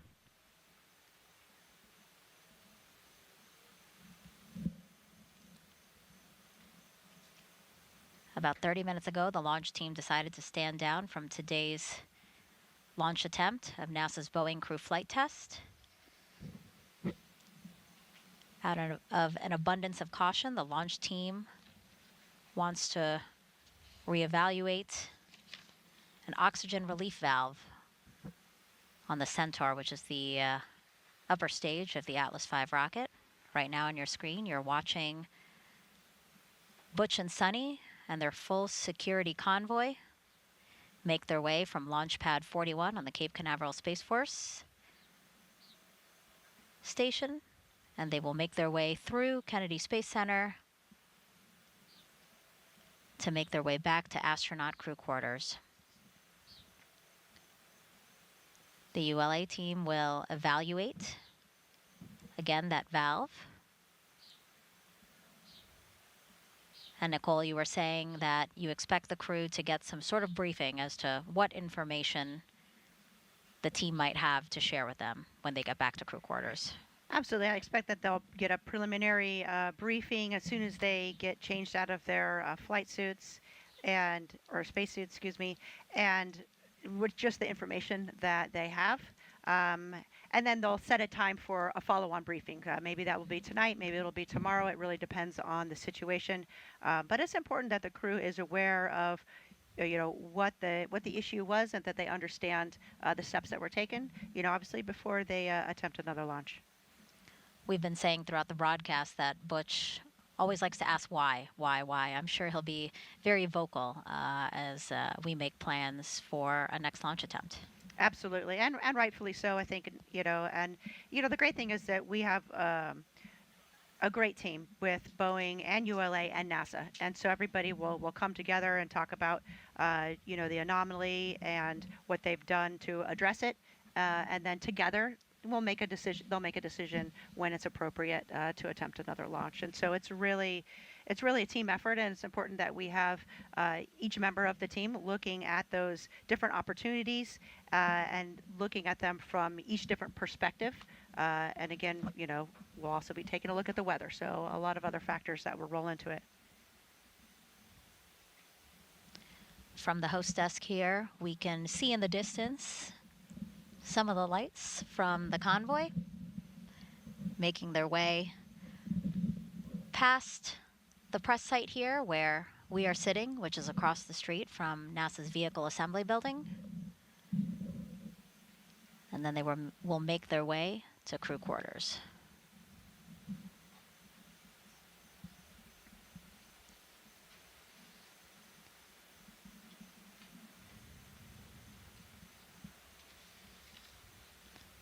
Nicole, you said again that this was all prepared for and thought of in case this did happen, and we did see very quickly how everyone knew what to do. Yes, sir. Talking with the Denver team and our team, we're probably going to want to do that troubleshooting that we had come up with on this SRV once we get the pad cleared. So I'd like permission to take that to 6 and get that discussed, get you a recommendation. Roger, please, committee nominee team, provide a recommendation. I'd estimate at this time it'd be about 30 minutes. We'll be ready to start detanking. Sounds good. Thank you. Absolutely. Everything is rehearsed from what we call nominal operations, where everything goes perfectly smooth, to little issues, so that everybody's aware how to troubleshoot those and what their roles and responsibilities are, as well as a scrub, as well as major contingencies. We really practice all of those different scenarios so that the team is prepared. And I think you'll see, or you can recognize today how calm everybody was, and they're executing their procedures. Everybody knows that their role. And quite quickly, we talked about the situation, and Butch and Suni were informed, decision was made, and then once they started the scrub process, they were actually outside of the spacecraft quite quickly. So really just a testament to the professionalism and the preparedness that we see from this team.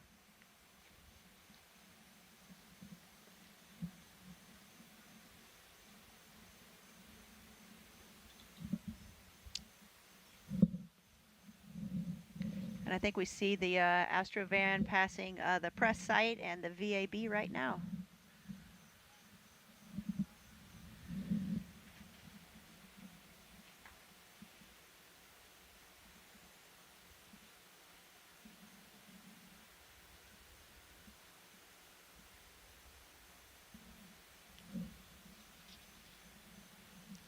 Crew quarters, probably another 10-minute drive from here.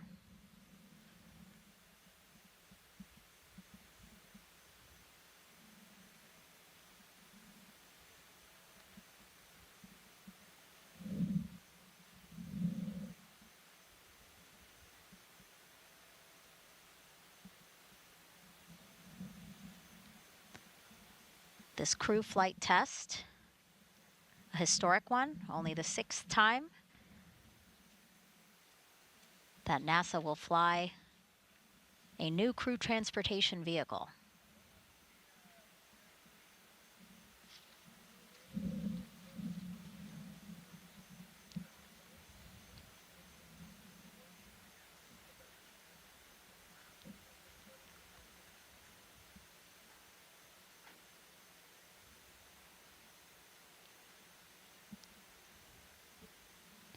As you said, Nicole, I'm sure Butch and Suni might be a bit disappointed, but they know as veteran space flyers, this is part of the process.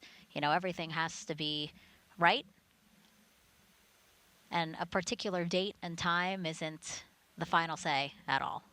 Oh, you're absolutely right. There's nothing about a particular date and a time. You know, when's the right time is to launch is when the rocket's ready, when the spacecraft is ready, when the crew is ready. That's all that really matters. So it's just part of the business. You know, we are literally launching humans into space, and it is rocket science. So it's not easy, and we just appreciate, you know, the professionalism of the team, keeping a close eye on all the instrumentation and identifying any potential issues early, so that we can do the right thing and make sure that when we do launch, that it is as safe as feasibly possible. Yeah, it's a good point to, again, remind folks, yes, this is literal rocket science, and sometimes might be easy to forget that because a lot of it is a well-oiled machine. You know, teams, again, proficient and ready in all of their respective roles, that sometimes it might look easy. You know, I think you're right. Sometimes I think, especially recently in the past, maybe 5 years or so, we've had so many launches. I mean, there was a launch earlier today. It's absolutely incredible, and it's just a great reminder that this will never be routine. It never can be. It is a very it's a very dangerous business, and that's why we have professional teams doing all the checks and making sure it's that we mitigate the risk the best that we can. And so it's a great reminder to never take that for granted.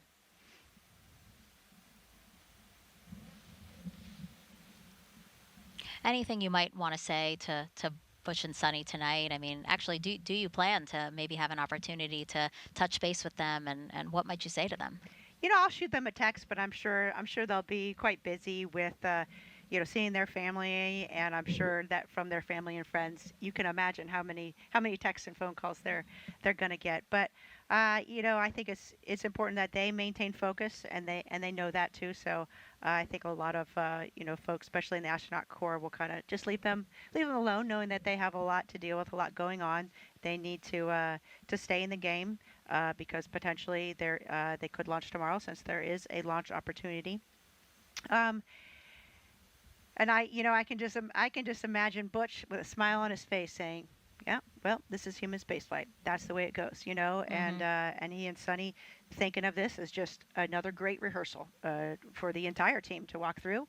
And the next time they have an opportunity to walk out and ingress the spacecraft, you would expect it to go even smoother, and they're going to feel even more comfortable doing that. So I think that's the correct mindset to have. That's the best way to go about it. He actually just reminded me, Butch, in one of the recent interviews was asked, what do you think of setbacks? If there's a setback, what do you think of that? And he goes, they're not setbacks, they're steps forward. So as you said, another rehearsal, another opportunity to fine tune anything to make sure that the next time is even better than the last. Absolutely, and a great reminder that this is a developmental flight test. And this is, as you mentioned, we've only done this 6 other times in the history of humankind, and so it is a big deal. And every time we learn something and we overcome that challenge and we move forward, and that is a step in the right direction. That is progress. We're going to see the convoy turn left here in just a few seconds, and then it's a straight shot back to the operations and checkout building here at Kennedy Space Center, where the west wing of the 3rd floor, that is the astronaut crew quarters, a historic area of the ONC, where Butch and Suni will go back to for the night. Butch and Suni have extensive experience launching. Obviously, each of them have launched twice to space, but they've also supported other astronauts launching from Kennedy Space Center multiple times. Butch specifically was a Cape Crusader back in the day, so he was, specifically a crew member that came out to support launches. And that's a lot of back and forth, and I'm sure he's seen a lot of scrubs and taken apart in successful launches and days when it's just not going to be our day to launch, and you're going to come back and launch another day. So, he's seen it from the perspective of a crew member as well as the perspective of a support astronaut. In fact, Butch has flown the T-38 across the Gulf of Mexico 458 times. Oh, wow. And you know how I know that? He counts every time and tells us. Yes. Very meticulous. As a true naval aviator, yes, he's very proud of it. But it really just shows his extensive experience that he has in human spaceflight. Mm-hmm. And Suni, too, again, we've been listening to their backgrounds throughout this broadcast, and they both bring so much knowledge and experience to this moment. So really honored to get to watch them take us through this developmental program and this flight test. And when they launch, it'll be really exciting to see. Absolutely, and you see their demeanor, right? They're very calm, cool, and collected, shaking hands with everybody, and that's what a veteran astronaut does. And they really set the example for all the astronauts and really, all humans, how to deal with a situation that didn't go exactly as planned. You do it just like Butch and Suni are doing here.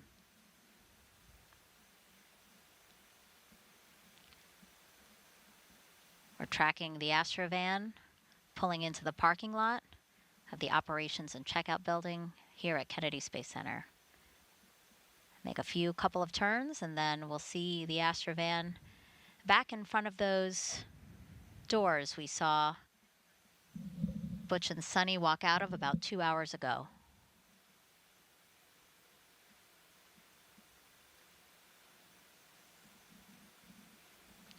Looks like we have a couple of NASA astronauts there for their arrival.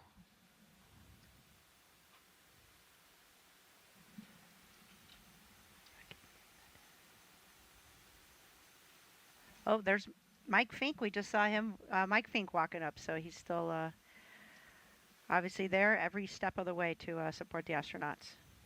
Yeah, after we saw him leave the pad in the Astrovan, Mike went back to the Boeing Mission Control Center here at Kennedy. It's the building we pointed out right next to the vehicle assembly building.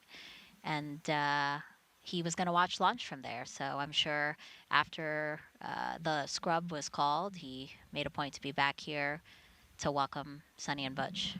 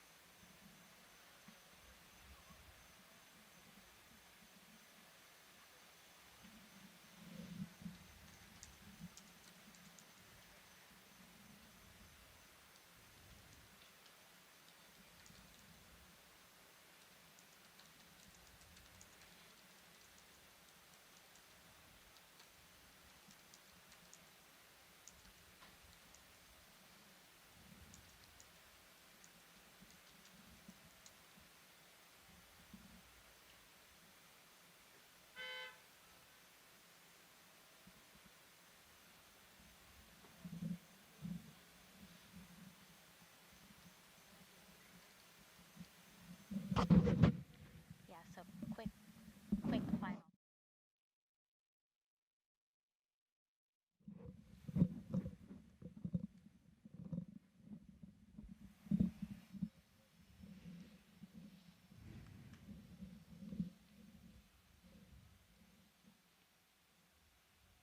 And if you're just joining us, welcome to Kennedy Space Center in Florida, where at about 8:34 this evening, the launch team decided to stand down from today's launch attempt of NASA's Boeing crew flight test. That was after the ULA team decided to reevaluate an oxygen relief valve that's on the Centaur upper stage. So that's the upper stage of the Atlas V rocket. If you have been watching us, you saw just a few minutes ago NASA astronauts Commander Butch Wilmore as well as pilot Suni Williams. They have exited the Astrovan after the Astrovan picked them up from Launch Pad 41 and took them back to astronaut crew quarters, where they will spend the night and get updated as to the next steps to when another launch attempt can be made. I want to open it up to the hostess here now. Nicole, any final thoughts as we await some information about what happened tonight and again, the steps moving forward? Of course, just a really professional job done by the team in identifying a potential issue and then initiating the scrub. It was executed as planned, and the astronauts are now back at crew quarters, and they'll receive a briefing on the next launch opportunity, and hopefully that is soon. But in the meantime, we'll be standing by, and I know we all feel maybe a little bit disappointed, but this is a human space flight, and that's the way things go. There's a lot that goes into launching humans safely from the planet. And so I think that I just feel, thankful that this potential issue was caught early and that everybody is safe. And we're looking forward to another attempt soon. Yeah, well said, Nicole. And Dee, from Boeing's standpoint, anything you'd like to say? Absolutely. Of course, safety is our top priority. So, and this is no different. We really appreciate ULA's partnership throughout the Boeing Starliner program and their work with commercial crew. And, we'll fly when we're ready. Right. All right, so with that, we want to pull up on the screen right now the link to the Commercial Crew blog, and that is where we will post the latest information about an upcoming press conference that we do plan to have.